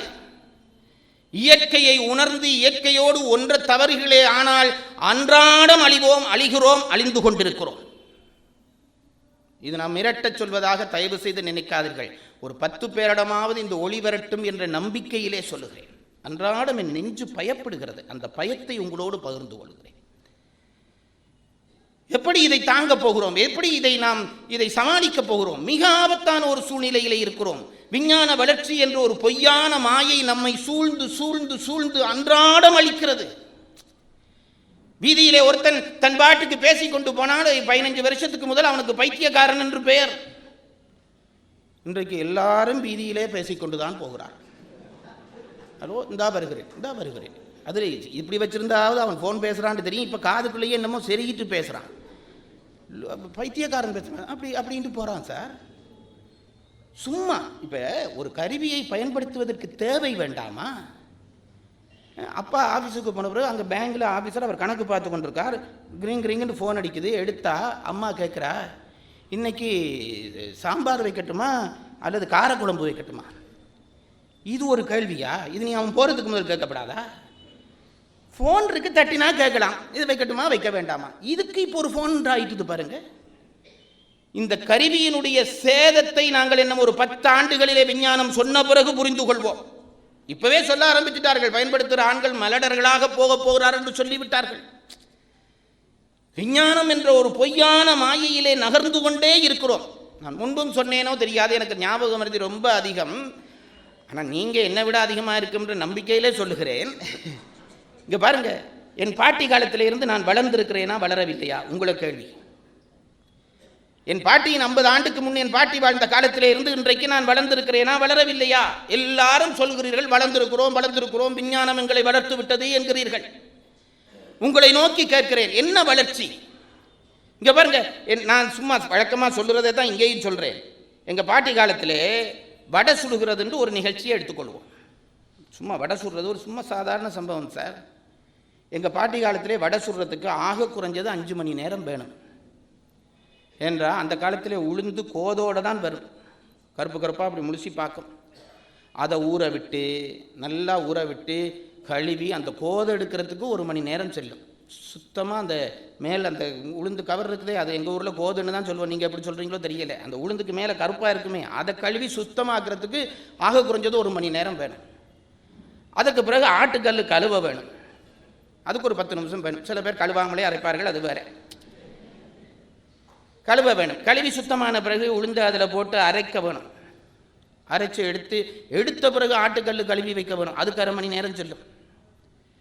அதுக்கு பிறகு வீட்டில் விறகு வச்சு அடுப்பு மூட்டி சுட்டு எண்ணெய் வச்சு அது கொதித்த பிறகு இலை பிடுங்கி அப்படி தட்டி வடை போட்டு சுட்டு எடுக்க கிட்டத்தட்ட 4-5 மணி நேரம் ஆகிரும். ஒரு சம்பவம் சொல்லியிருக்கிறேன். இன்றைக்கு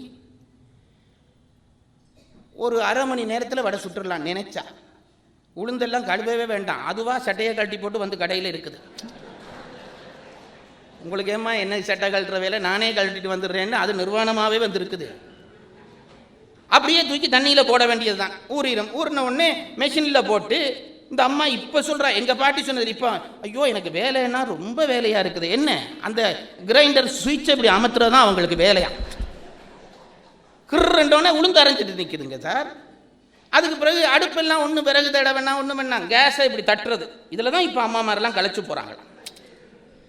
அப்படி தட்டினோன்னா அடுப்பெரியுது, வச்ச உடனே வடை சுட்டு எடுத்தாச்சு, 1/2 மணி நேரத்தில் வடை. இப்போ நான் சும்மா இது நான் ஒரு நகைச்சுவைக்காக இதை சொல்லவில்லை. இப்போ நான் கேட்குறேன் பாருங்க, 5 மணி நேரம் மெனக்கெட்டு சுட்ட வடை இன்றைக்கு 1/2 மணி நேரத்தில் சுடுகிறோம். அப்போ என்ன ஆயிட்டுது, 4.5 மணி நேரம் மிச்சம் பிடிச்சு விட்டோம் என்று ஆகிறது. உண்மையா இல்லையா? 4.5 மணி நேரம் மிச்சம் பிடிச்சு விட்டோம். ஒவ்வொரு சம்பவத்திலும் இந்த விஞ்ஞான கருவிகள் செய்கிற துணையை கொண்டு நான் இது ஒவ்வொன்றா சொன்னால் ஒரு மாதிரி 1.5 மணி நேரம் பேசலாம், வேணாம்.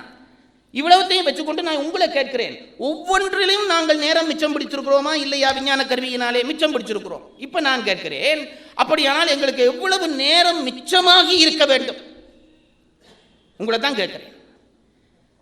என் பாட்டிக்கு நேரம் மிச்சமாக இருந்தது. சமையல் பண்ணி இப்படி வடை சுட்டு வேலை செய்து எல்லாம் முடித்த பிறகு கால் நீட்டி உட்கார்ந்து பக்கத்து வீட்டு பெண்களை கூப்பிட்டு உட்கார வச்சு உறவு கொண்டாடி பேசி இருந்தார்கள். இன்றைக்கு எவனை கேட்டாலும் நேரம் இல்லை நேரம் இல்லை என்றான். எவனை கேளுங்க, சும்மா தம்பி எப்படி சும்மா நேரம் இல்லை நான் பிறகு வர்றேங்கிறான். நான் கேட்கிறேன், விஞ்ஞான கருவிகளினாலே நேரத்தை மிச்சம் பிடித்தாயே, நான் சொன்னது சான்று. வடை சுடுறதுலேயே உனக்கு 4.5 மணி நேரம் மிச்சமாகி இருக்கிறது. மிச்ச கருவி எல்லாம் நினைச்சு பாரு, எவ்வளவு நேரம் மிச்சம் பிடிச்சிருக்கிறாய். இப்போ உங்களை கேட்கிறேன், மிச்சம் பிடிச்ச நேரம் எல்லாம் எங்கே? என் பாட்டிக்கு நேரம் மிச்சமாக இருந்தது, என் பாட்டனுக்கு நேரம் மிச்சமாக இருந்தது. உறவு கொண்டாடினார்கள், ஒரு கல்யாண வீடுண்டா 10 நாள் கொண்டாடினார்கள், சொந்தம் எல்லாம் கூடினார்கள், பலகாரம் சுட்டார்கள், எல்லாம் நடந்ததே. இன்றைக்கு ஒன்றுமே இல்லையே. எல்லாரும் கருவிகள் வந்து விட்டன, நேரத்தை சுகப்படுத்தி விட்டோம், வேலையை சுகப்படுத்தி விட்டோம் என்று சொல்கிறீர்களே, நீங்க மிச்சம் பிடிச்ச நேரம் எங்கே? எவனாவது பதில் சொன்னா குடுமையா அறுத்துருவேன். சொல்ல முடியாது. எல்லாரும் நேரம் இல்லை. அதில் இருந்தே நாம் வாழுகிற வாழ்க்கை மாயையிலே அகப்படுகிறது என்று உங்களுக்கு தெரியவில்லையா? அதிலிருந்தே தெரியவில்லையா? எங்கோ ஒரு பிழை நடக்கிறது. நேரத்தை மிச்சம் பிடிப்பதாக நினைத்து செயல்பட்டு நேரத்தை தொலைத்து கொண்டிருக்கிறோம். ஒருவருக்கு நேரம் இல்லை. உங்களுக்கு எல்லாம் தனித்தனி பூ போட்டு கும்பிட வேண்டும். 1 மணி நேரம் 2 மணி நேரம் வந்து உட்கார்ந்து இருக்கிறீர்களே என்று. இப்போ அதுக்குன்னு சொல்ல நேரம் இல்லை, நீங்கள் டேப் இருந்தால் தாங்க நாங்கள் கேட்குறோம்னுவாங்க. அப்போ நான் கேட்கிறேன், நாங்கள் எங்கோ ஒரு பிழை நோக்கி நகர்கிறோம். எங்கோ ஒரு பிழை நோக்கி நகர்கிறோம். அது வெட்ட வெளிச்சமாக தெரிகிறது. எவனை கேட்டாலும் டென்ஷன் என்கிறான். காலையில் சாப்பிட்றான் இல்லை. அந்த காலத்தில் அம்மா எழும்பி இட்லி கரைச்சி இட்லி சுட்டு சாம்பார் வச்சு கொடுத்த நேரம் எல்லாம் போய் இப்போ பிரெட் தான் எல்லாருக்கும் சாப்பாடு. இல்லாட்டி பீஸாண்டு ஒன்று வந்துருக்கு இப்போ புதுசா. எனக்கு அந்த பெயரே பிடிக்கிறது இல்லை. 2 எழுத்துமே நல்ல எழுத்தா இல்லை. அதுக்கு மேலே மேடையில் சொல்லப்படாது. பீட்சாங்கிறாங்கன்னே, அது 2 எழுத்துமே நல்லா எழுத்தா இல்லை. நான் சொல்கிறேன் பாருங்க, எங்கே போயிட்டு நேரம்? ஏதோ நம்மை நாம் ஏமாற்றுகிற ஒரு உலகத்துக்குள்ளே அன்றாடம் போய்கொண்டிருக்கிறோம். மறந்து போகாதீர்கள். நம்முடைய மூதாதையர்கள் சொன்னார்கள், யுகங்களை 4 யுகங்கள் என்று பிரித்தார்கள். இப்போ நாம் வாழ்ந்து கொண்டிருக்கிற யுகம் இருக்கிறதே, இதற்கு கலியுகம் என்று பெயர். 4வது யுகம். தயவு செய்து இதை தெரிந்து கொள்ளுங்கள். 4 யுகங்கள். நம் தர்ம நூல்கள் சொல்லின இந்த 4 யுகத்திலே, முதல் யுகத்திலே, எனக்கு இந்த பெயர்கள் எல்லாம் ஞாபகத்தில் நிற்காது சார், நீங்களே போய் புத்தகத்தில் பார்த்துக்குங்க. அந்த யுகம், இந்த 4 யுகம் கலியுகம் தான் நான் வாழ்கிற யுகம் அப்படியா தெரியுது. முதல் யுகத்திலே தர்ம பசு 4 காலிலே நிற்குமா. தர்மசாஸ்திரங்கள் எழுதின முதல் யுகத்திலே தர்ம பசு 4 காலிலே நிற்குமா. 2வது யுகத்திலே தர்ம பசு 3 காலிலே நிற்குமா. 3வது யுகத்திலே தர்ம பசு 2 காலிலே நிற்குமா. கலியுகத்திலே, அதாவது நாங்கள் வாழ்கிற யுகத்திலே, தர்ம பசு ஒற்றை காலிலே நிற்கும் என்றார். அர்த்தம் புரிகிறதா? ஒத்த காலில் 4 காலில் நிற்கிற பசு ஒத்த காலில் நின்றா எவன் தொட்டாலும் விழுந்துரும் சார், அவ்வளவுதான். இப்போ தர்மம் எவன் தொட்டாலும் விழுவதற்கு தயாராக இருக்கிறது. அந்த யுகத்திலே வாழ்ந்து கொண்டிருக்கிறோம். அந்த யுகத்திலே வாழ்ந்து கொண்டிருக்கிறோம். தயவு செய்து பெற்றோர்களே, உங்களை நான் கையெடுத்து கும்பிடுகிறேன். நம்முடைய பிள்ளைகளை ஒரு அவலமான இருளிலே நாங்கள் விட்டுவிட்டு போகிறோம் என்பதை புரிந்து கொள்ளுங்கள். சொத்துக்கள் சேர்த்து விட்டோம், வீடுகள் வாங்கி வைத்திருக்கிறோம், கார் இருக்கிறது, டிவி இருக்கிறது, ஆண்டனா இருக்கிறது. நான் பிள்ளைக்கு என் அப்பன் சேர்க்காததெல்லாம் பிள்ளைக்கு சேர்த்து வைத்து விட்டேன் என்று தயவு செய்து ஏமாந்து போய் சொல்லாதீர்கள். உங்கள் பிள்ளைகளை அவலமான ஒரு உலகத்துக்குள் விட்டுவிட்டு போகிறேன் என்று அன்றாடம் கவலைப்படுங்கள். சத்தியமாக சொல்லுகிறேன், அன்றாடம் கவலைப்படுங்கள். இங்க பாருங்க, நான் எப்பவும் சொல்லுறேன், இப்போ எனக்கு 55 வயசு ஆகுது. 30 வயசுல நான் ஒரு அளவு ஒழுக்கமாக இருந்தேன். 100% ஒழுக்கமாக இருந்தேன் என்று சொன்னால் பொய் சொல்ல வேணும். எவனும் 100% சரியானவன் இல்லை. 30 வருஷத்துல நான் ஒழுக்கம். இப்போ இன்றைக்கு 30 வயசுல இருக்கிற ஒரு பையன் என்னளவு ஒழுக்கமாக இருக்கிறான் என்று வையுங்கள். நானும் அவனும் சமனில்லை, அதை புரிந்து கொள்ளுங்கள். நானும் அவனும் சமனில்லை. நான் 30 வயதிலே ஒழுக்கமாக இருந்தது போல இன்றைக்கு ஒரு இளைஞன் 30 வயதிலே ஒழுக்கமாக இருந்தால் அவன் என்னை விட 100 மடங்கு உயர்ந்தவன் என்பதை தெரிந்து கொள்ள வேண்டும். என் அப்பன் என்னை விட, அப்பன் 30 வயசிலே ஒழுக்கமாக இருந்தது போல நான் இருந்தேன் என்று வையுங்கள். அவரை விட நான் 100 மடங்கு உயர்ந்தவன்.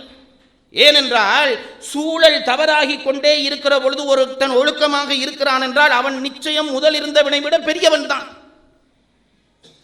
இருள் நிறைகிற ஒரு உலகத்துக்குள்ளே அவர்களை நாங்கள் விட்டுக்கொண்டே போகிறோம். நான் சொல்வதுண்டு, நகைச்சுவையாகத்தான் சொல்வதுண்டு, ஆனால் அதுக்குள்ளே உண்மை உண்டு. இங்கே பாருங்க, இப்போ என்ன பார்த்தா நல்லவனா தெரியுதா கெட்டவனா தெரியுதா? கொஞ்சம் யோசிங்க. கிட்டத்தட்ட காவி மாதிரி எல்லாம் கட்டுற, அதனால கெட்டவனா தான் இருப்பேன். பார்வைக்கு ஏதோ ஒரு நல்லவன் மாதிரி தோற்றம் இருக்கிறது அல்லவா? இப்போ நான் உங்களை கேட்குறேன், நான் சாராயம் குடிப்பேனா இல்லையா? 2வது கேள்வி, நான் சிகரெட் குடிப்பேனா இல்லையா? இப்போ உங்கள் மனதில் வர்ற பதில் தான் தெரியுது. இதெல்லாம் ஒரு கேள்வியா? நீ எல்லாம் சாராயம் குடிப்பியா, சிகரெட் குடிப்பியா? அடுத்தது, நான் பெண்களை அரைகுறை ஆடையோடு நான் ரசித்து பார்ப்பேனா இல்லையா? முதல் 2 செய்தாலும் செய்வீங்க, இது செய்ய மாட்டீங்க. நான் உங்களுக்கு சொல்கிறேன் பாருங்க, மனவருத்தத்தோடு சொல்கிறேன், இது 3ஐயும் நான் செய்கிறேன். ஐயா பழனியப்பன் ஐயா, இவனை இறக்கு மேடையால. நான் சிகரெட் குடிக்கிறேன், நான் சாராயம் குடிக்கிறேன், நான் பெண்களை பார்க்கிறேன். எப்படி என்று கேட்கிறீர்களா? நான் சொல்கிறேன், நான் அன்றாடம் குடிக்கிற கொக்கோ கோலாவிலே, இருமல் மருந்திலே லேபிள்லேயே எழுதி போட்டிருக்கிறார்கள், அல்கஹால் இதில் இவ்வளவு வீதம் சேர்ந்திருக்கிறது என்று எழுதுகிறார்கள். அதை பார்த்து தான் வாங்கி குடிக்கிறோம். நான் எப்படி சாராயம் குடிக்காதவன் என்று சொல்ல முடியும்? எப்படி சொல்ல முடியும்? சத்தியமா சொல்றேன் பாருங்க, நீங்க குடிக்கிற குளிர்பானங்கள்ல, நீங்க குடிக்கிற மருந்துகள்ல வெளியிலேயே எழுதி போற அல்கஹால் இத்தனை வீதம் சார்ந்திருக்கிறது என்று. 100 மில்லி குடிச்சவன் குடிகாரன், நான் 5 மில்லி குடிச்சா குடிகாரன் இல்லையா? நானும் குடிகாரன் தான். விரும்பியோ விரும்பாமலோ இன்றைய உலகத்திலே நானும் மதுவை உண்கிறேன்.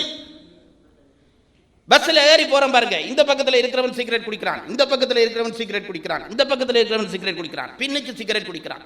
நான் குடிக்க இல்லை என்று சொல்ல முடியுமா? அவனெல்லாம் சிகரெட்டை வாயில வச்சு கஷ்டப்பட்டு புகை இழுத்து குடிக்கிறான். நான் இவங்கள் அடிக்கிற புகையை சும்மா குடிக்கிறேன், சும்மா குடிக்கிறேன் சார். நான் சிகரெட் குடிக்காதவன் என்று சொல்ல முடியுமா? சிகரெட் குடிக்கிறதுங்கிறது என்ன? அந்த புகையை உள்வாங்கிறது. நான் நல்லா வாங்குறேன். தியேட்டரில் போயிருந்தா அத்தனை பேரும் குடிக்கிறாங்க, நான் காசு இல்லாமல் குடிக்கிறேன், அவ்வளவுதான் வித்தியாசம். பெண்களை பார்க்கறது இல்லை என்று சொன்னேனே. வீட்டில் வந்து இப்போ ரூமுக்கு ரூம் டிவி போட்டுவிட்டார்கள். அப்படி இருந்தால் தானே வீட்டில் சுதந்திரம். ஏன்னா அப்பா ஒரு சேனல் பார்ப்பாராம், அம்மா ஒரு சேனல் பார்ப்பாங்களாம், பிள்ளை ஒரு சேனல் பார்ப்பா. அதுக்கு வசதியாக அப்பாவுக்கு பணம் இருக்குது, வீட்டுக்கு ஒரு சேனல் வாங்கி போட்டாச்சு. வீட்டில் வந்து டிவியை தட்டினா அவள் அரைகுறை ஆடையாக வந்து ஆடுறாள். ஆஃப் பண்ண நினைச்சாலும் 5 நிமிஷம் நிப்பாட்ட முடியலை. நான் என்ன சொல்லல, 98 வயசு கிழவனுக்கும் அதுதான் ஏன் கதி. நிறுத்த நினைக்கிறோம். நம்ம ரூம்லேயே வந்து ஆடுறா. முந்தி ஒரு பெண் அரைகுறையா ஆடுறதா இருந்தால் ஒன்று கொட்டகையில போய் பார்க்க வேண்டும். இப்போ வீட்டிலேயே வந்து ஆடுறாளே. நான் பார்க்க நினைக்காட்டியும் சேனல் மாத்திர பொழுது சங்கரர் சேனல் தான் பார்க்கலாம்னு தட்டினாலும் அதுக்குள்ள 5 பேர் ஆடிடுறாளே. அப்ப நான் பார்க்கையில் என்று சொல்ல முடியுமா? இப்ப பாருங்க, இயற்கை சூழல் என்னை குடிகாரனாக்கி இருக்கிறது, என்னை புகைப்பிடிப்பாளனாகி இருக்கிறது, என்னை பெண்பித்தனாக்கி இருக்கிறது. 50 வருஷத்துக்கு முதல் இது இல்லை. அந்த நேரத்திலே நான் இந்த ஒழுக்கத்தோடு இருந்தது பெருசல்ல. இன்றைக்கு வீட்டுக்குள்ளேயே இந்த குற்றங்கள் சமூகத்துக்குள்ளேயே இருக்கிற பொழுது இளைஞன் இதை தவிர்த்து நிற்பான் என்றால் அவனை காலில் விழுந்து நான் கும்பிடுவேன். அவனை காலில் விழுந்து நான் கும்பிடுவேன். இது ரொம்ப துன்பம். என்ன சொல்லுங்க பார்க்கலாம். இன்றைய இளைஞன் நாளைக்கு என்னுடைய வயசு வந்தோனே அவனுக்கு பிறகு வர்ற இளைஞனே காலில் இல்லை குழி வெட்டி கும்பிட வேணும். ஏனென்றால் பிழை நாளுக்கு நாள் ரெட்டிப்பாக 100 மடங்காக வளர்ந்து கொண்டிருக்கிறது. 100 மடங்காக வளர்ந்து கொண்டிருக்கிறது. இன்றைக்கு கம்ப்யூட்டர் டெலிஃபோனுக்குள்ளேயே வந்துட்டு பாருங்க. தட்டினா என்னென்னமோ எல்லாம் தெரியுது. பாராளுமன்றத்திலேயே எம்பிமார் அதை வச்சு பார்க்குறான் என்று கேள்வி. இன்றைக்கு பிழை இல்லாமல் இருப்பது கடினமே தவிர பிழை நம் வாழ்க்கையினுடைய இயல்புகளிலே ஒன்றாகிவிட்டது. அப்ப எப்படி சமூகத்திலே பஞ்சபூதங்களும் கிளறாமல் நிற்கும்?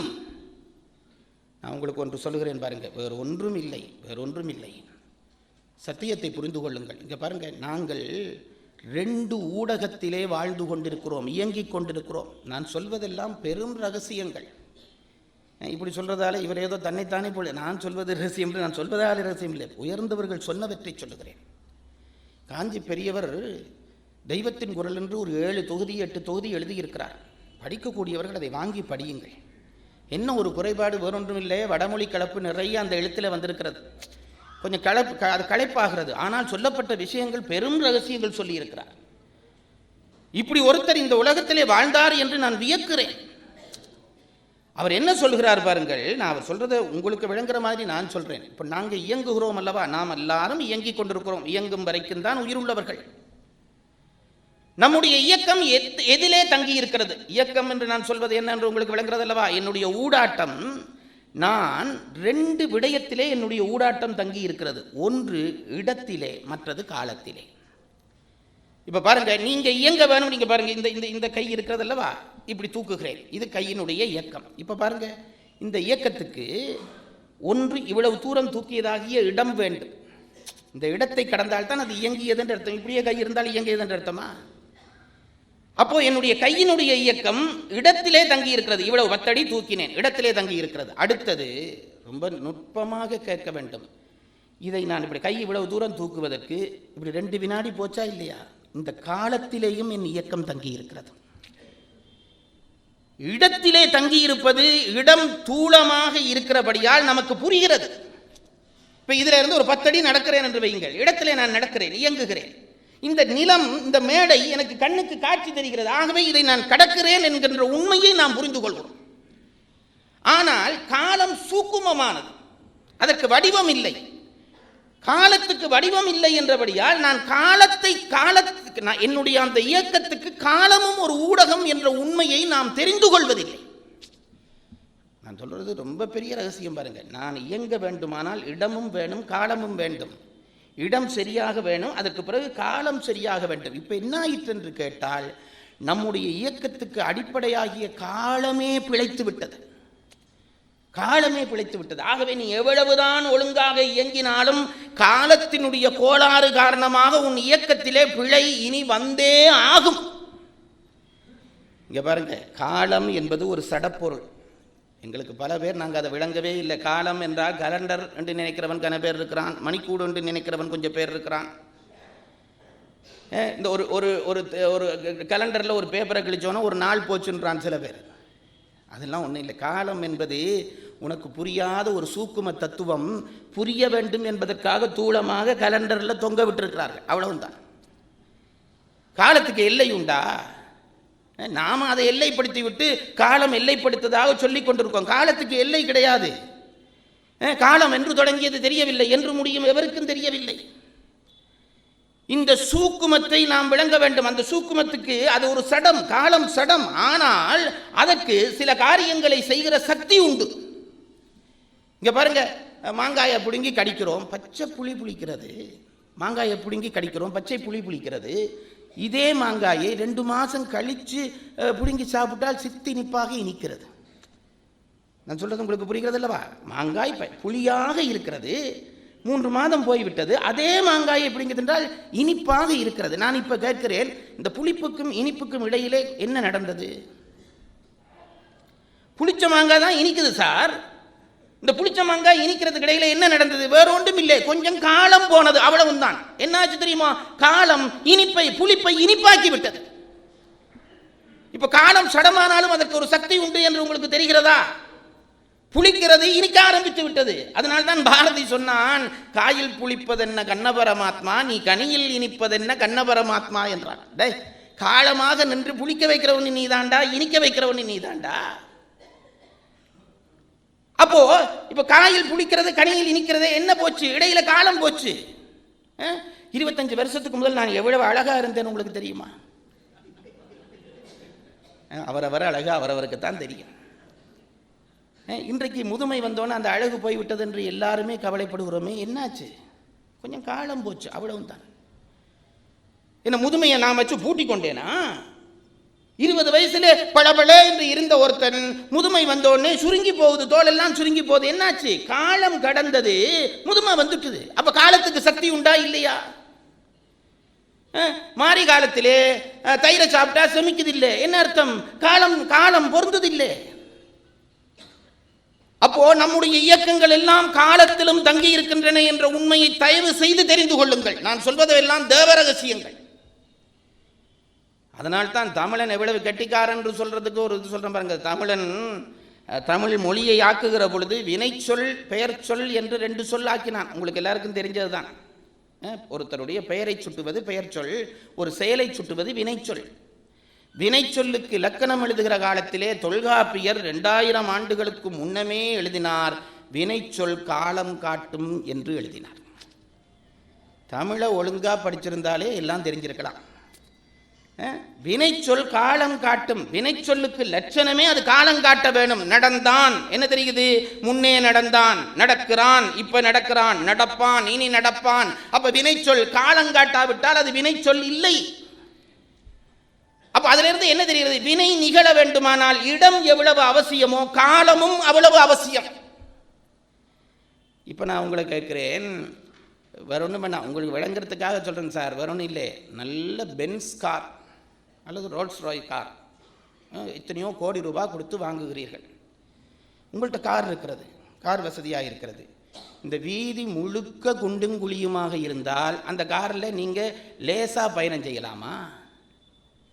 வீதி முழுக்க மலையும் கிடங்குமாக கிடங்கி இருக்கிறது. நீ கார் வச்சிருக்கிற, ரோல்ஸ் ராய் கார் வச்சிருக்கிற, பென்ஸ் கார் வச்சிருக்கிற, வீதி சரியில்லாவிட்டா என்ன ஆகும்? நீ என்ன கார் வச்சிருந்தாலும் உன் பயணம் பழுதுதான். ஏன்? நீ போகிற அந்த இடம் பழுதாகி இருக்கிறபடியால் உன்னுடைய செயல் பழுதாகும். அதுபோல நீ வாழுகிற காலம் பழுதானால் உன் செயல் பழுதாகும். தெரிந்து கொள்ளுங்கள். நீ வாழுகிற காலம் எப்படிப்பட்ட காலம்? கலியுகம். நாளுக்கு நாள் கலி முத்துகிறது. கலி முத்துகிறது என்றால் என்ன என்று அர்த்தம் என்றால் பாவம் அன்றாடம் விரிகிறது. இன்றைக்கு இருக்கிற பெரிய ஆபத்து என்ன என்று சொல்லுகிறேன்? பிழை இல்லாத உலகம் என்றைக்கும் இல்லை, பிழையோடு தான் உலகம் இருந்தது. இன்றைக்கு இருக்கிற ஆபத்து என்னவென்றால் பிழை பற்றிய பயமும் இல்லாமல் போய்விட்டது. அப்பவும் பிழை செய்தார்கள், ஆனால் பிழை பற்றி அச்சப்பட்டார்கள். இன்றைக்கு பிழை செய்வது ஒரு தகுதி என்ற மாதிரி அவனவன் பேச தொடங்குறான். பெரிய பெரிய ஆளையெல்லாம் ஜெயிலுக்கு பிடிச்சி மறியல் ஏற்றுறான், அவன் கையை காட்டுறான். இப்படி முந்தி என்றால் மொட்டாக்கு போட்டுருவான் பயத்தில். இப்போ என்னாச்சு? பிழை தகுதியாகிவிட்டது. என்ன ஆகிறது? களி முத்துகிறது என்று அர்த்தம். ஒழுக்கம் கெட்டவள் சமுதாயத்துக்கு ஒழுக்கம் பற்றி உபதேசிக்கிறாள். இதுக்கு மேல நாம் சொல்லப்படாது. அதை கேட்கறதுக்கு பெரிய கூட்டம் டிவியில இருந்து இப்படி பார்க்குது. எவரவர் எதை எதை செய்யக்கூடாதோ அவரவர் அதை எதை செய்கிறார்கள். கூச்சம் இல்லாமல் செய்கிறார்கள், வெட்கம் இல்லாமல் செய்கிறார்கள். மேடையிலே உபதேசம் பண்ணுகிறவன் அறமே இல்லாமல், வாழ்க்கையிலே அறமே இல்லாமல் உபதேசம் பண்ணுகிறான். அது பற்றி யாருக்கு நாணம் இல்லை? தலைவனுக்கு நாணம் இல்லை, தொண்டனுக்கு நாணம் இல்லை, துறவிக்கு நாணம் இல்லை, கற்றவனுக்கு நாணம் இல்லை. பிழை என்பது இன்றைக்கு நம் தகுதிகளிலே ஒன்றாகிவிட்டது. அவருக்கு 5 வீடு சார். நான் சொல்ற வீடு உங்களுக்கு புரியும் என்று நினைக்கிறேன். அதை என்னை விட உங்களுக்கு நல்லாவே புரிஞ்சிருக்குது. அது ஒரு தகுதியா போய்விட்டது சார். ஒரு காலத்திலே அப்படி பிழை செய்தவனை சமுதாயம் புறந்தள்ளியது. அவன் எவ்வளவு நல்லவனாக இருக்கட்டும், ஒழுக்கம் இல்லாதவனா தூர போடு. பெண்ணுக்கு ஒழுக்கம் இல்லையா? ஒழுக்கம் இல்லாத பெண் இருந்தாளா? அவளுக்கு தனி வீதி அமைத்தார்கள் தமிழர்கள். தனி வீதி, பரத்தையர் வீதி என்று வீதி அமைச்சு, அம்மா நீ இப்படிதான் வாழ போகிறாயா, அந்த வீதியில போய் இருந்து கொள், மற்றவர்களை குழப்பம் பண்ணாதே என்று சொன்னவன் தமிழ். இன்றைக்கு என்ன ஆயிற்று என்று கேட்டால், எல்லாரும் எங்கும் வாழலாம். கற்புடையவள் இருக்கிற அதே வீதியிலே ஒழுக்கம் கெட்டவள் வாழலாம். சத்தியவான் வாழுகிற அதே இடத்திலே சூது செய்கிறவன் வாழலாம். சமுதாயம் வளர்ந்திருக்கிறதா தேய்ந்திருக்கிறதா என்று நான் உங்களை கேட்கிறேன். என்ன ஆயிற்று என்று தெரியுமா? இருள் சூழ்ந்த உலகத்துக்குள்ளே மெல்ல மெல்ல நம் தந்ததியை தள்ளி கொண்டிருக்கிறோம். அதையே தகுதி என்று நினைத்து தள்ளி கொண்டிருக்கிறோம். இதைவிட கொடுமை உண்டா?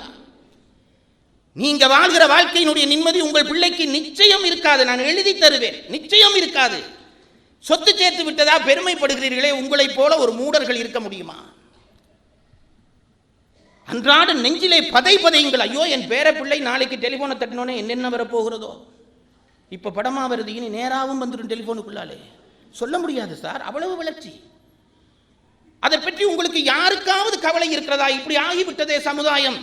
ஒரு சின்ன காட்சி, பிழையான காட்சியை கூட என் பெற்றோர்கள் என் கண்ணிலே படவிடவில்லை. அந்த உலகத்திலே வளர்ந்து வந்தேன். இன்றைக்கு பெற்றோர்களே அந்த காட்சி உள்ள பொருளை பிள்ளைகளுக்கு பரிசாக வாங்கி கொடுக்கிறார்கள். எங்கே வாழ்ந்து கொண்டிருக்கிறோம்? எங்கே போய் கொண்டிருக்கிறோம்? அதைத்தான் கலியுகம் என்றார்கள். இருள் நோக்கி உலகம் நகர்கிறது. இருள் நோக்கி உலகம் நகர்ந்து கொண்டே இருக்கிறது. கலியுகம் பிறந்ததற்கு பாரதத்திலே ஒரு கதை சொல்வார்கள். இதுவும் கலியுகம் தான். ரொம்ப நேரம் பேசிட்ட மாதிரி இருக்கு. என்ன நேரம் இருக்கு? உங்களுக்கு கஷ்டகாலம் இன்னும் முடியலை.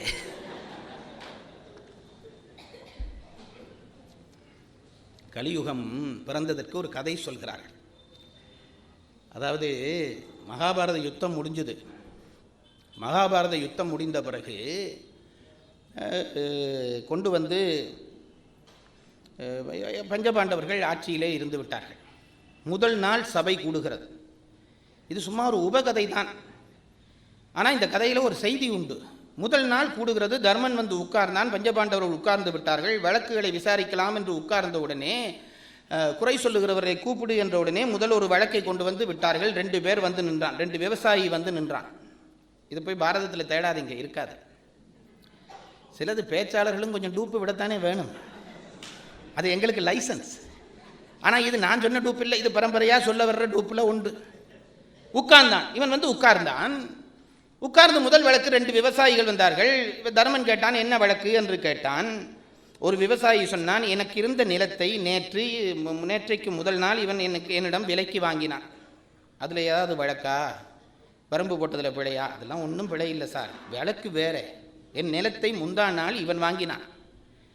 பிரச்சனை என்ன என்று கேட்டான் தர்மன். என்ன பிரச்சனை என்று கேட்டான். நான் என்னிடம் வாங்கிய நிலத்தை இவன் நேற்று உழுதான். உழுகிற பொழுது இவன் ஏர் போட்டு உழுது கொண்டு போகிற பொழுது நங்கென்று ஒரு சத்தம் கேட்டது. அந்த சத்தம் கேட்ட உடனே இவன் அந்த இடத்தை கிண்டி பார்த்தான். ஒரு பெரிய பானை நிறைய வைரூரியங்கள் நிறைந்து கிடந்தன. நவரத்னங்களும் நிரம்பி கிடந்த ஒரு பானை அதற்குள்ளே இருந்தது. இப்போ தர்மன் சொன்னா, ஓஹோ அதுதான் வழக்கா? இப்போ என்ன, முந்த நாள் நீ வித்த காணி, இன்றைக்கு அவன் அதில் இருந்து பொன்பானையை எடுத்துட்டான், உனக்கு சொந்தம் என்கிறாய், அப்படித்தானே என்றான். அது அப்படி நான் சொல்லுவேனா? வந்தவன் சொன்னான், அது இல்லை சார் பிரச்சனை, நான் நேற்று காணியை வித்துட்டேன். இந்த பயல் உழுது அந்த பொன்பானையை எடுத்தவன் நேற்று தானே உங்கள்கிட்ட காணி வாங்கினேன், ஆகவே இந்த பானை எனக்கு சொந்தம் இல்லை, உங்களுக்கு சொந்தம் இல்லை, உங்களுக்கு தான் சொந்தம் என்று வந்து நிற்கிறான். தர்மன் அவனை பார்த்தான். அவன் சொன்னான், சார் என்னதான் நான் நேற்று தான் வாங்கி உழுதேன், அது வரைக்கும் இவருக்கு தானே காணி, இந்த பானை இவருக்கு தான் சொந்தம் என்றான். அவனை பார்த்தான் தர்மன். அவன் சொன்னான், எப்போ நேற்று வித்துட்டனோ பானை அவனுக்கு தான் சொந்தம், எனக்கு சொந்தம் இல்லைன்றான். இப்படியும் ஒரு வழக்கா? தர்மனுக்கு இதுக்கு என்ன தீர்ப்பு சொல்கிறேன்னு தெரியல. போயிட்டு நாளைக்கு வாங்கடா தீர்ப்பு சொல்கிறேன்னுட்டா. அடுத்த நாள் வழக்கு சபை கூடியது. வந்தான். இப்போ வந்தோடனே அவனை பார்த்து, என்னப்பா என்ன முடிவு பண்ணீங்கன்னு கேட்டான். காணி வித்தவன் சொல்கிறான், அந்த பேச்சுக்கே இடமில்லை, முந்த நாள் தானே நான் விற்றேன், பானை எனக்கு தான் சொந்தம்ன்றான். நேர்கீழ் தலைகீழாக சொல்கிறான். அவனை பார்த்தான், எப்போ விற்று கையெழுத்து போட்டானோ எனக்கு தான் சொந்தம், பானை எனக்கு தான் சொந்தம் என்றான் அவன். தர்மனுக்கு ஒன்றும் புரியல. கிருஷ்ணனை பார்த்தான், என்னையா இது நடக்குதுன்னு கேட்டான். ஒன்றும் இல்லை, நேற்று ராத்திரி கலியுகம் பிறந்துட்டு அதான்டா இது என்றான். பிறந்த பொழுதே இந்த கோளாறு என்றால் இப்போ வளர்ந்து நிற்கிது, கலியுகம் வளர்ந்து நிற்கிது. தயவு செய்து புரிந்து கொள்ளுங்கள், இந்த காலத்தில் இருந்து எப்படி நாம் தப்ப போகிறோம், இதுதான் இப்போ கேள்வி. பிழை பிழை பிழை என்று பிழையை சொல்லி போவதற்கு ஒரு பேச்சா? பிழையிலே இருந்து நாம் மீள்வது எப்படி? தயவு செய்து அதை நாம் தெரிந்து கொள்ள வேண்டும். ஏனென்றால் அன்றாடம் இருள் நோக்கி நகருகிறோம். காலம் பிழைத்து விட்டது. காலத்திலே நாம் நகர்கிற எந்த பிழையும் இனி பிழைதான். நான் இப்போ சொல்றது உண்டு பாருங்க, மற்றவர்களை இனி திருத்த முடியாது. என்னையா இப்படி நம்பிக்கை இல்லாமல் பேசுகிற? திருத்த முடியாது சார். இங்கே பாருங்க, நான் உங்களுக்கு சொல்கிறேன், ஒரு பஸ் இந்த வீதியில் பிரேக் இல்லாமல் வருகுது. நீ புத்திசாலிண்டா என்ன பண்ண வேணும்? ஒதுங்கிட வேணும். பஸ்ஸை நிறுத்துறேன்னு போய் முன்னுக்கு நின்றா அந்த கதை தான் இன்றைக்கு. இப்போ கலியுகம் என்கின்ற பஸ் பிரேக் இல்லாமல் வந்து கொண்டிருக்கிறது. நீ செய்யக்கூடியது, நான் ஒவ்வொருவருக்கும் சொல்லுகிறேன், தனி மனிதர்களாக ஒதுங்கிக் கொண்டு உங்கள் ஒழுக்கத்தை காத்துக்கொள்ளுங்கள்.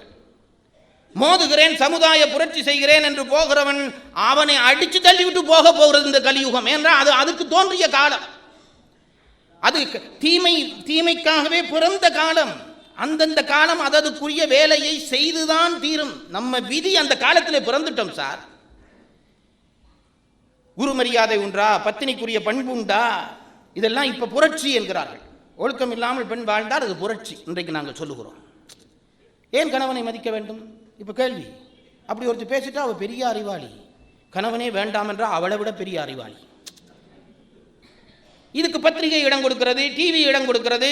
ஒரு துறவி கெட்டுட்டான் என்றால் இன்றைக்கு அது துறவிக்குரிய ஒரு பெரிய லைசன்ஸ். அப்படியெல்லாம் ஆக்கிவிட்டோம். என்ன ஆகிறது என்றால் அன்றாடம் அந்த பஸ் பிரேக் இல்லாமல் வேகமாக வருகிறது. தடுக்க முடியாது. தடுத்தால் அவன் அவுட். அவுட் ஆனவனுக்கு கோட்டும் காப்பாத்தாது.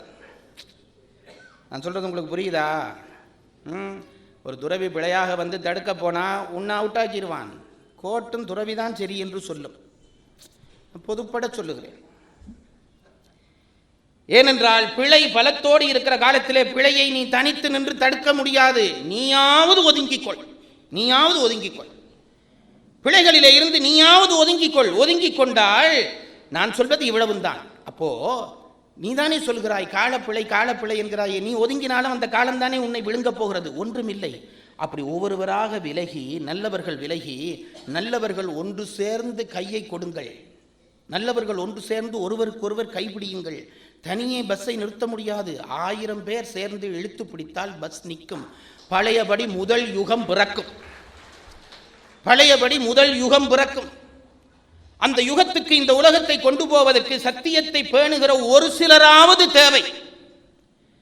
அதை நோக்கி நகர்த்துவதற்குத்தான் இன்றைக்கும் திருக்குறள் பேசுகிறோம், இன்றைக்கும் கம்பன் பேசுகிறோம், இன்றைக்கும் பாரதம் பேசுவதற்கு காரணம் பொழுதுபோக்கல்ல, எங்களுக்கு பிழைப்பல்ல. இதை சொல்லி சொல்லி ஒரு 10 பேராவது ஒன்று சேர்ந்து ஒரு பலமாக திரண்டோமானால் பழையபடி முதல் யுகத்தை வரப்பண்ணலாம். அந்த நம்பிக்கையை அடிப்படையாக கொள்ளுங்கள். முதல் நீங்கள் உங்களை ஸ்திரப்படுத்துங்கள். சத்தியமாக வாழ்வேன் என்று நினையுங்கள். நான் சொல்லுகிறேன் பாருங்கள், என்ன ஆயிற்று என்றால் இன்றைக்கு இருக்கிற பெரிய கொடுமை, தீமை ருசி எல்லாருக்கும் பரவிவிட்டது. நன்மையினுடைய ருசியே தெரியவில்லை. நன்மையினுடைய ருசியே தெரியவில்லை. தர்ம காரியங்களினுடைய ருசி இன்றைக்கு ஒருவருக்கும் தெரியவில்லை. ஒரு புறம் பேசுவதிலே, ஒருவனிலே பொறாமைப்படுவதிலே அந்த டேஸ்ட் இன்றைக்கு ரொம்ப வளர்ந்து விட்டது. நான் சத்தியம்தான் பேசுவேன் என்று நினைத்து பாருங்கள், அதனுடைய பலம் என்ன என்று தெரியும், அந்த ருசி என்ன என்று தெரியும். அதை ருசிப்பதே இல்லை என்ற ஒரு காலத்துக்குள்ளே நாம் வந்து விட்டோம். எனக்கு ஒரு நண்பர் சென்னையிலே இருக்கிறார். எனக்கு ரொம்ப ஆச்சரியம் பாருங்க. இன்றைக்கும் இந்த காலத்துக்குள்ளே வாழலாம் என்ற நம்பிக்கை அப்படி ஒரு சில பேரை பார்க்கிறதாலே தான் வருகிறது. நான் மேடையிலே பேசி ஒரு பெரிய அறிவாளி போல இறங்குவேன். அந்த பையன் என்னை வந்து ரொம்ப சாதாரணமாக பேசுவார். நான் ஏதோ அவனுக்கு குரு மாதிரி ஆரம்ப காலத்திலே நானே நினைச்சு கொண்டேன். அதற்கு பிறகு அவனுடைய வாழ்க்கை பார்த்த பொழுது வியந்தேன். சத்தியமாக சொல்லுவேன். ஒரு நாள் அவன் சொன்ன செய்திக்காகத்தான் இதை அவனை பற்றி சொல்லுகிறேன். நான் பெயரெல்லாம் குறிப்பிடவில்லை. அவன் ஒரு நாள் வந்து சொன்னான், சார், நான் ஒரு விரதம் மேற்கொள்ளலாம் என்று நினைத்தேன். என்ன விரதம் என்று கேட்டேன். பொய் சொல்வதில்லை என்று ஒரு விரதம் மேற்கொண்டேன். நான் கேட்டேன், என்னாச்சு? ஒரு 3 மாதம் பண்ணி பார்த்தேன் சார், முடியலை என்றான். பொய் சொல்வதில்லை என்று ஒரு விரதத்தை நாம இப்படி எப்பயாவது நினைச்சாவது இருக்கிறோமா? இப்போ பொய்யே வாழ்க்கையாகிவிட்டது. பொய் சொல்வதில்லை என்று ஒரு விரதம் இருப்பதாக முடிவு செய்தேன் என்றான் அந்த இளைஞன். நான் சொன்னேன், என்ன நடந்தது? 3 மாதத்துக்கு மேலே என்னாலே தாக்கு பிடிக்க முடியவில்லை என்றான். நான் என்ன நினைத்தேன் என்றால், இப்ப நீங்க நினைக்கிறது தான் நான் என்ன நினைச்சேன், பொய் சொல்லாமல் இருந்து இந்த உலகத்திலே வாழ முடியாது என்று இவன் சொல்ல போகிறான் என்று நினைத்தேன். என்னுடைய தரக்குறைவு. பொய் சொல்லாமல் இந்த உலகத்திலே வாழ முடியவில்லை சார் என்று இவன் சொல்லுவான் அடுத்தது என்று நினைத்து, ஏனப்பா 3 மாதத்துக்கு மேலே ஏன் அதை தாக்கு பிடிக்க முடியவில்லை என்றோடனே அவன் ஒரு பெரிய ரகசியத்தை எனக்கு சொன்னான். என்ன சொன்னான் என்றால், சார் 3 மாதம் பொய் சொல்லாமல் இருந்து பார்த்தேன், எனக்கே பயம் வந்து விட்டது. பொய் சொல்லாமல் இருக்க நான் சொல்வதெல்லாம் உண்மையாக ஆகத் தொடங்கிவிட்டது என்றான். சத்தியமாக சொல்கிறேன் சார், பொய் சொல்லாமல் ஒரு 3 மாதம் இருந்து பார்த்தேன். அதற்கு பிறகு நான் சொல்வதெல்லாம் உண்மையாகிவிட்டது. பயம் வந்து விட்டது. கோபத்திலே பிள்ளைகளை நாசமா போ என்று திட்டிவிட்டேன். ஆனால் அந்த பிள்ளைகளுக்கு என்ன நடக்கும் என்று பயத்திலே நான் பொய் சொல்வதில்லை என்று அந்த சத்தியத்தை விட்டுவிட்டேன் என்றான். எப்பயாவது இதை நாங்கள் டேஸ்ட் பார்த்துருக்குறோமா? நமக்கு ரொம்ப இந்த சேரியில் விற்கிற சாப்பாடு தின்றே பழக்கமாக போச்சு. 5 ஸ்டார் ஹோட்டலில் நாங்கள் சாப்பிட்றதே இல்லையே. பண்ணி பாருங்க சார். நாக்கிலே சத்தியத்தை நீ சொல்லிக்கொண்டே இருந்தால் நீ சொல்வதெல்லாம் சத்தியமாக மாறும். எப்பயாவது அதை பரிசோதிச்சோமா? பரிசோதிக்கவில்லையே. பொய், களவு, காமம், இச்சை, இதுவேதான் நம் வாழ்க்கையாகிவிட்டது. காரணம் நாம் வாழ்கிற கலியுகம். எப்படி இந்த இருளிலே இருந்து நாம் மீள்வது என்ற கேள்விக்கு விடை சொல்லி என் பேச்சை முடிக்கிறேன். வேறொன்றும் இல்லை. ஆண்டவன் இந்த கலியுகத்தை படைத்தவன் யார்? ஆண்டவன் தான் படைத்தான். ஆகவே இந்த பிழைக்கு அவன்தான் பொறுப்பாளி. இந்த பிழைக்குள்ளே நான் ஒளியோடு வாழ விரும்பினால் அதற்கான கருவியை இறைவன் எனக்கு தராவிட்டால் அந்த இறைவன் குற்றவாளி. இருளோடு இருளாக நான் போகிறேன் என்று வையுங்கள், இறைவனை நான் குற்றம் சொல்ல முடியாது. நான் ஒளியாக வாழ விரும்புகிறேன், இறைவா இந்த கலியுகத்திலும் நான் ஒளியாக வாழ விரும்புகிறேன் என்று நான் விரும்பினால் அதற்கு இறைவன் ஒளியை தந்தே ஆக வேண்டும். தந்தால் தான் அவன் இறைவன். தந்தானா இல்லையா? தந்தான். எப்போ தந்தான் என்றால், கலியுக தொடக்கத்திலேயே என்ன செய்கிறார்? வேதங்கள் என்கின்ற சப்த ஓசையை உருவாக்கி வைத்தான். நாங்கள் இப்போ எங்களுக்கு என்ன பிரச்சனைடா, வேதத்தை தமிழில் சொல்கிறதா சமஸ்கிருதத்தில் சொல்கிறதான்ட்டு கடலில் தூக்கி போடணும். இப்படியானவனே, நீ முதல் சொல்லி ஏதாவது ஒன்று நீ சொல்லு. அதை தமிழில் சொல்கிறதா சமஸ்கிருதத்தில் சொல்கிறதா, இதுதான் இப்போ பிரச்சனை. வேத சப்தங்கள் என்ன தெரியுமா? ஒலியே பயனை உருவாக்கும். அதுதான் வேதங்கள். இப்போ தமிழில் வேதம் சொல்லுகிறோம், இங்கிலீஷில் வேதம் சொல்கிறோம், இதெல்லாம் ஒன்றும் வேணாம் சார். வேதம் என்னவென்றால் அதற்கு பொருள் பயன் இல்லை, ஓசை பயனே உண்டு. அதுதான் வேதம். இருக்கு, யசூர், சாமம், அதர்வம் என்று 4 வேதங்களை வியாசர் வகுத்து வைத்தார். இன்றைக்கு அந்த பெயர் கூட நமக்கு தெரியவில்லை. அந்த அளவுக்கு உத்தமமாக வந்துட்டோம். அறிவாளிகள் என்று எங்களுக்கு நாங்கள் இன்றைக்கு பெயர் வைத்திருக்கிறோம். அந்த 4 வேதங்கள் என்ன தெரியுமா? எல்லா பிரபஞ்சங்களிலும் ஜீவன்கள் வாழ்கின்றன. இன்றைக்கு விஞ்ஞானிகள் நம்புகிறார்கள். அதனால் தான் ரொக்கெட்டா அனுப்புறான். எங்கெங்கு அண்டங்கள் உண்டோ அங்கங்கு உயிர் வாழ்கின்றன. அந்த உயிர்களினுடைய தர வேறுபாடு உண்டு. உயர் அண்டங்களிலே உயர் உயிர்கள் வாழ்கின்றன. அவை உலகத்தை ஆட்டிவிக்கக்கூடிய சப்தங்களை எழுப்புகின்றன. அந்த சப்தங்கள் இந்த பிரபஞ்சம் முழுவதும் பரவுகிறது. இந்த பூமியிலே அந்த சப்தத்தை உள்வாங்கக்கூடிய வகையிலே தம்மை ஆளாக்கி கொண்ட முனிவர்கள், ரிஷிகள் அந்த சப்தத்தை தமக்குள்ளே வாங்கினார்கள். அப்படி தாம் வாங்கிய சப்தத்தை வெளிப்படுத்தினார்கள். அதற்குத்தான் வேதம் என்று பெயர். ஒரு விஷயம் சொல்றேன் சார்.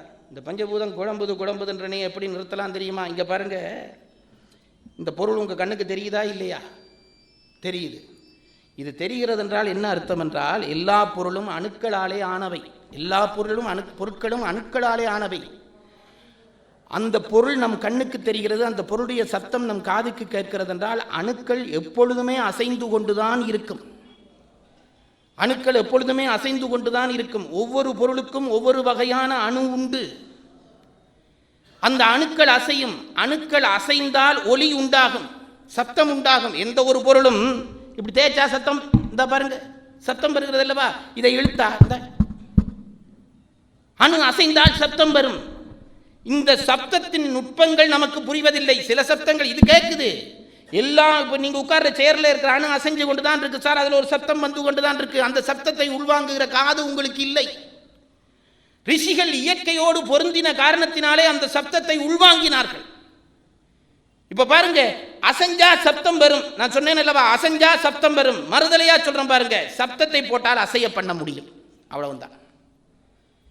அசைஞ்சால் சப்தம் வருகிறது. இப்ப அந்த சப்தத்தை நீ சரியான முறையிலே சொன்னால் அந்த பொருள் அசையும். இங்க பாருங்க, பஞ்சபூதங்களினுடைய மூல அணுக்களை இனம் கண்டுகொண்டு அதனுடைய அணுக்களினுடைய சப்தத்தை இனம் கண்டுகொண்டு அதை மந்திரமாக்கி வைத்தார்கள். அதற்கு பீஜ மந்திரங்கள் என்று பெயர். பீஜம் என்றால் விதை, பீஜ மந்திரம் என்றால் அந்தந்த பொருள்களுக்குரிய மூல விதையாக இருக்கக்கூடிய சப்தங்கள். அந்த சப்தங்கள் மந்திர ரூபமாக நம் கைவசம் உண்டு, நமக்கு தெரியவில்லை. முறைப்படி அந்த அணு அசைவோடு அந்த மந்திரத்தை சரியான முறையிலே நீ சொன்னால் அந்த அணுவை அசைக்க செய்ய முடியும். அசைவினாலே சப்தம் வந்தது, சப்தத்தினாலே அந்த அணுவை அசைக்க செய்யலாம். கடல் பொங்குகிறதா? உண்மையான ஒரு அந்தணன் உண்மையான ஒழுக்கத்தோடு உண்மையான அந்த மந்திரத்தை உண்மையான முறையில் சொன்னால் பொங்கிய சுனாமி அடங்கும். கைவசம் வைத்திருந்தும் உலகத்துக்கு சொல்ல தெரியாத ஏழைகளாக வாழ்கிறோம், ஏழைகளாக வாழ்கிறோம். மந்திரங்கள் அத்தனை சக்தி கொண்டவை. இந்த மந்திரம் கடலளவு விரிந்து கிடந்தது என்கிறார்கள். கலியுகத்திலே இது நிற்காது என்று தெரிந்து இறைவன் வியாசன் என்ற ஒரு பெருமுனிவனை அனுப்பினான். அவன் விரிந்து கிடந்த வேதங்களை சுருக்கி 4ஆக வகுத்தான். இருக்கு, யசூர், சாமம், அதர்வம் என்று 4 வேதங்களாக வகுத்தான். ஒவ்வொரு வேதங்களுக்கும் சாகை என்ற பிரிவுகள் உண்டாக்கினான். இந்த கொடுமை சொல்ல போகிறேன் உங்களுக்கு. ஒவ்வொரு வேதங்களுக்கும் சாகை என்று பிரிவுகள், ஒவ்வொரு வேதத்திலும் இத்தனை சாகை என்று உண்டு. 4 வேதத்திலும் மொத்தமாக காஞ்சி பெரியவர் எழுதுகிறார் 1180 சாகைகள் இருந்தன. இதெல்லாம் நமக்கு எதுக்கு சார், சும்மா சொல்றேன், கொஞ்சமாவது உங்க இனத்தை பற்றி நீங்க தெரிஞ்சு கொள்ளுங்களேன். 1180 சாகைகள் இருந்தன. இதிலே சாம வேதத்திலே மட்டும் 1000 சாகைகள். சாம வேதம் என்றால் என்ன தெரியுமா? இசை. இறைவனை வசப்படுத்த நீ வேற ஒன்றும் பண்ண வேண்டாம், நல்ல சுருதியோடு சேர்ந்து ஹும்காரம் பண்ணு, இறைவன் உனக்கு பக்கத்தில் வந்துருவான். சங்கீதம் தான் இசைக்கு கடவுளை அடைவதற்கு சுலபமான வழி. அதனால்தான் ராவணன் கூப்பிட்டோன்னு சிவபெருமான் ஓடி வந்தார். அந்த இசையினுடைய வேதமாக இருக்கக்கூடிய சாம வேதத்துக்கு 1000 சாகைகள், மிச்சம் 180 சாகை, மிச்சம் 3 வேதத்துக்கு. இதை செய்துவிட்டு வியாசர் சொல்லுகிறார், இந்த வேத ஓசையை சரியான முறையிலே எழுப்பிக் கொண்டிருந்தால் கலிபுருஷன் உயரமாட்டான். கலிபுருஷன் உயரமாட்டான், ஆவேசம் கொள்ள மாட்டான். அவனை அடக்குவதற்கு ஒரே வழி இந்த வேத ஓசையை உண்டாக்க வேண்டும். நாங்கள் திராவிடர் ஆரியர் என்னமோ பண்ணி, ஐயா வேதத்துக்கும் இந்த வடமொழி பிரச்சனைக்கும் சம்பந்தமே இல்லை. நான் சொல்றது பாருங்க, சப்தம் பயன் செய்யும். சில இடங்களிலே சப்தம் பொருளாகி பயன் செய்யும், சில இடங்களிலே சப்தம் நேரடியாக பயன் செய்யும். இப்போ அம்மா என்கிறேன், அப்போ அம்மா என்று பொருளாகி உங்களுக்கு பயன் செய்கிறது. இப்போ நான் உங்களை வீதியில் கேட்குறேன், இப்போ போகிறது ஒரு கார் போகிறது, ஹோன் அடிக்கிறான், அது சப்தம். சப்தம் கேட்டோன்னே தமிழனும் விளத்துறான், வடநாட்டுக்காரனும் திருத்துறான், தெலுங்குக்காரனும் விளத்துறான், தமிழனும் விளத்துறான், இலங்கைக்காரனும் விளத்துறான். இப்போ அந்த சப்தத்துக்கு என்ன மொழியா சொல்லிச்சு விளத்து என்று அந்த சப்தமே பொருளாகிற பொழுது அதற்கு மொழிபெயர்ப்பு தேவையில்லை. வேதங்கள் சப்த பயன் செய்பவை, அதற்கு போய் மெனக்கட்டு மொழிபெயர்ப்பு செய்ய போகிறேன் என்கிறாயே. நமசிவாய என்ற மந்திரத்தை மொழிபெயர்த்தால் நமசிவாய தான். ஓசை பயன் தருவதற்கு மொழிபெயர்ப்பு கிடையாது, அது வெறும் ஓசை. கார் ஹோன் அடிச்சுட்டு இதை தமிழ்ல அடி என்று சொல்லி பார்க்கலாம், அவனை நீ எவ்வளவு முட்டாளாய் நினைப்பாய். அப்படித்தான் வேதங்களை மொழிபெயர்ப்பது. இந்த வேத ஓசையை பழையபடி நாம் கிளப்ப வேண்டும். ஒரு ஆபத்தை சொல்லுகிறேன், காஞ்சி பெரியவர் எழுதியதை வைத்துக் கொண்டு சொல்கிறேன். அந்த 1180 சாகையிலே இன்றைக்கு கிடைக்கக்கூடியதாக இருப்பது 8 சாகை தான். மிச்சம் எல்லாம் அழிஞ்சு போச்சு சார். அழிஞ்சு போச்சுன்னா அழிஞ்சதாக நினைக்காதீங்க. கலியுகம் மறைச்சிட்டுது, இருள் மறைச்சிட்டுது. இனி முதல் கிருதாயுகம் வருகிற பொழுது அது திருப்பி வரும். ஆனா இன்றைக்கு இல்லை. 8 சாகைகள் தான் மிச்சமாக இருக்கிறது. அதை எங்கோ தேடி கண்டுபிடிக்கிறேன் என்கிறார் காஞ்சி பெரியவர். பழைய பெரியவரை சொல்லுகிறேன், எழுதுகிறார் சார். இங்க பாருங்க, எல்லா சைவ கோயிலுக்கும் எது அடிப்படை என்று கேட்டா உடனே பிராமணன்ல இருந்து கோயில் முதலாளி வரை என்கிறான், ஆகம விதி பிரகாரம் அமைக்கிறேன் என்கிறான். எங்கள் கோயில் ஆகம விதிப்பிற ஆகமத்தை பற்றி உனக்கு என்ன தெரியும்? மூலாகமம் 28, உபாகமம் 200 சொச்சம். இன்றைக்கு ஒரு ஆகமமும் நம் கைவசம் முழுமையாக இல்லை. ஆகமம் தொலைஞ்சு போச்சு. இந்த ஆகமங்கள் தானே நம்முடைய கிரியைகளுக்கும் அதுதான் அடிப்படை, நம்முடைய ஞானத்துக்கும் அதுதான் அடிப்படை, தத்துவத்துக்கும் அதுதான் அடிப்படை. சைவத்தினுடைய பிரமாண நூலே ஆகமம்தான். ஆகமம் எங்கே இருக்குன்னு தேடி தேடி பார்த்தேன் சார். நம்ம கொடுமையை உங்களுக்கு பகிர்ந்து கொள்வதற்காகத்தான் வந்தேன். நான் முதலே சொல்லிட்டேன், இது பேச்சில்லை, என் உணர்வு.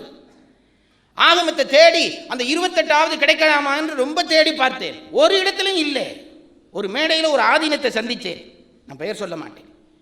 அவர்கிட்ட நான் பக்கத்தில் இருந்து கேட்டேன், ஐயா உங்கள் ஆதீனத்திலேயாவது இந்த ஆகமங்கள் முழுசாக கிடைக்குதான்னு கேட்டேன். அவர் திருப்பி என்னும் கிட்டடியில் வந்து பிரபாகரன் உயிரோடு இருக்கிறாரான்னு கேட்டார். இவ்வளவுதான் சார். அதுக்கு பிறகு நான் ஆகமத்தை அவரை பற்றி பேசப்படாதுன்ட்டு நான் நிறுத்திட்டேன். நான் இது விளையாட சத்தியமாக சொல்கிறேன், உண்மையாக அவர் அப்படி தான் கேட்குறேன். நான் இது கேட்டால் அவரிடம் வந்த கேள்வி இதுதான். ஆகமங்கள் ஒரு இடமும் இல்லை, பாதுகாக்க வேண்டிய ஆதீனங்கள் பாதுகாக்கவில்லை, அந்தணர்கள் பாதுகாக்கவில்லை. சும்மா ஆளுக்கால் டூப்பு விடுறான், இது ஆகம பிரமாணத்துக்கு பிழை என்றான். எந்த ஆகமத்து பிரமாணத்துக்கு பிழை என்று கேட்டு அவன்கிட்ட கேளுங்க, சொல்ல மாட்டான். 2 புத்தகம் ஜெயலலிதா பழைய ஆட்சி காலத்திலே ஆகமங்கள் தமிழ் மொழிபெயர்ப்போடு வெளிவந்தன. அதுக்கு பிறகு அது ஒன்றும் கிடைக்கவே இல்லை. ஆச்சரியம் சொல்லுகிறேன், இந்த ஆகமத்தை தேடி களைச்சு போய் பாண்டிச்சேரிக்கு போயிருந்தேன். பாண்டிச்சேரிக்கு நீ எல்லாம் ஏன் போகிறேன்னு கேட்கப்படாது, கம்பன் விழாவுக்காக போயிருந்தேன். பாண்டிச்சேரிக்கு போனால் அங்கே பிரெஞ்சு இன்ஸ்டிடியூட்டுன்னு வச்சுருக்காங்க, பிரெஞ்சுக்காரன் வச்சுருக்கிறாங்க. அங்கே போய் பார்த்தால் பெரும்பான்மையான உபாகமங்களை பிரெஞ்சில் மொழிபெயர்த்து அவன் வச்சிருக்கிறான். ஒரு 15-20 புஸ்தகம் வாங்கினேன் சார், தமிழில் இல்லை, பிரெஞ்சில் மொழிபெயர்த்து வச்சிருக்கிறான். நான் ஒன்று சொல்கிறேன் கேளுங்க, அந்த நூலை ஒன்றும் இவ்வளவு பெரிய புஸ்தகம், இதை மொழிபெயர்க்கிறதா இருந்தால் வடமொழி தெரிஞ்சிருக்க வேண்டும், பிரெஞ்சு தெரிஞ்சிருக்க வேண்டும், கிரிய முறைகள் தெரிஞ்சிருக்க வேண்டும், எவ்வளவு செலவு பண்ணி இருக்க வேண்டும். இவ்வளவுத்தையும் ஒருத்தன் பிரெஞ்சில் மொழிபெயர்க்கிறான்னா அவன் வேலை இல்லாதவனா? நாங்கள் தமிழில் இல்லாமல் இன்றைக்கும் பெருந்தமிழர்கள் என்று பேசிக்கொண்டிருக்கிறோம், பெரும் சைவர்கள் என்று பேசிக்கொண்டிருக்கிறோம். வெக்கி தலைகுனுவதை தவிர வழி இல்லை. அப்போ இந்த கலியுகத்திலிருந்து நம்மை காப்பாற்ற வேண்டுமானால் வேதங்கள் காப்பாற்ற வேண்டும். வேதங்கள் பல பேருக்கு புரியவில்லை என்பதற்காக அதை 4 படிகள் இறக்கினார்கள். 4 படிகள் நம் மூதாதையர்கள் இறக்கினார்கள். வேதம் புரிய இல்லை. சப்த பயன் எல்லாருக்கும் புரியுமா? புரிய இல்லை. அப்ப வேதத்தில இருந்து ஆகமம் வந்தது, அதுக்கும் புரிய இல்லை. ஆகமத்தில இருந்து புராணம் வந்தது, புராணங்கள் 14 புராணங்கள் படி புராணம் வந்தது, அதுக்கும் பல பேருக்கு புரிய இல்லை. புராணத்தில இருந்து இதிகாசங்கள் வந்தன. இதிகாசங்கள் எவை என்று கேட்டால் ராமாயணம், பாரதம், சிவரகசியம். இங்க பாருங்க, வேத செய்தி தான் ஆகமமாகி புராணமாகி இதிகாசமாகியது. வேதத்தில் ரொம்ப நுட்பமாக சொன்ன விஷயத்திலே அந்த விஷயத்தை அப்படியே உள்வாங்கி மொழிபெயர்க்கிற மாதிரி அந்த கருத்தை உள்வாங்கி கதையாக சொல்லிவிட்டு போனான் கம்பன், கதையாக சொல்லிவிட்டு போனான் வில்லிபுத்தூரா. இப்ப பாருங்க, வேதம், ஆகமம், புராணம், இதிகாசம் என்பது நம் சைவ நூல் மரபு. வேதம் எதை சொல்லியதோ அதுதான் ஆகமம் சொல்லியது, அதைத்தான் புராணம் சொல்லியது, அதைத்தான் இதிகாசம் சொன்னது. இப்ப பாருங்க, வேதம் தொலைஞ்சு போச்சு. 1180 8 தான் மிச்சம். அப்ப இனி கலியுகத்தை வேதத்தாலே காப்பாற்ற முடியாது. புரிகிறது அல்லவா? இருந்தா தானே காப்பாற்றுறதுக்கு, அதுவே இல்லையே, காப்பாற்ற முடியவில்லை. ஆகமம் 28 1 2 அம்பிடுகிறது, மிச்சம் கிடைக்கவில்லை. ஆகமத்தாலே காப்பாற்ற முடியாது. புராணங்கள் கிடைக்கின்றன, ஆனால் புராணங்கள் மிகைப்படுத்தப்பட்டு சொல்லப்பட்ட கதைகளானபடியால் புராணங்களை நிஜமாக நம்ப இன்றைய சந்ததி தயாராக இல்லை. அதெல்லாம் சும்மா டூப்புங்கிறான். ஆகவே அதை ஏற்க மாட்டான். மிச்சமாக இன்றைக்கு நம் கைவசம் கிடைத்திருக்கக்கூடிய வேத சாரம் இதிகாசம் தான். வேதத்தை ஒருத்தனும் கேட்கிறான் இல்லை, ஆகமத்தை கேட்கிறான் இல்லை, புராணத்தை நம்புகிறான் இல்லை. ஆனால் இன்றைக்கும் ராமாயணம், மகாபாரதத்திற்கு மதிப்பு இருக்கிறது.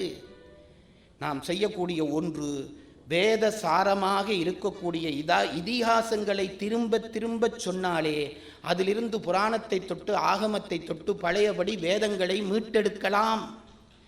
ஆகவே இருளாக இருக்கிற இந்த கலியுகத்தில் விளக்கம் செய்வதற்கு நமக்கு கிடைத்திருக்கிற சொத்து இதிகாசம்தான். அதனால் தான் கம்ப விளக்கு என்று இன்றைக்கு தலைப்பு கொடுத்தேன். பெரும் இருள் வந்து விட்டதென்றால் ஏதாவது ஒரு சிறு விளக்கு வேண்டாமா? இன்றைக்கு கிடைக்கக்கூடிய விளக்கிலே ஒன்று கம்பன், மற்றவன் வில்லிபுத்தூரான். சிவரகசியம் எங்கிருக்கிறது என்று தெரியவில்லை. ஆகவே நான் உங்களை திரும்ப திரும்ப கேட்கிறேன், பழைய கதை என்று நினைக்காதீர்கள். அந்த காவியத்தை சொல்ல சொல்ல சொல்ல சொல்ல வேத உண்மைகள் வெளிப்படும்.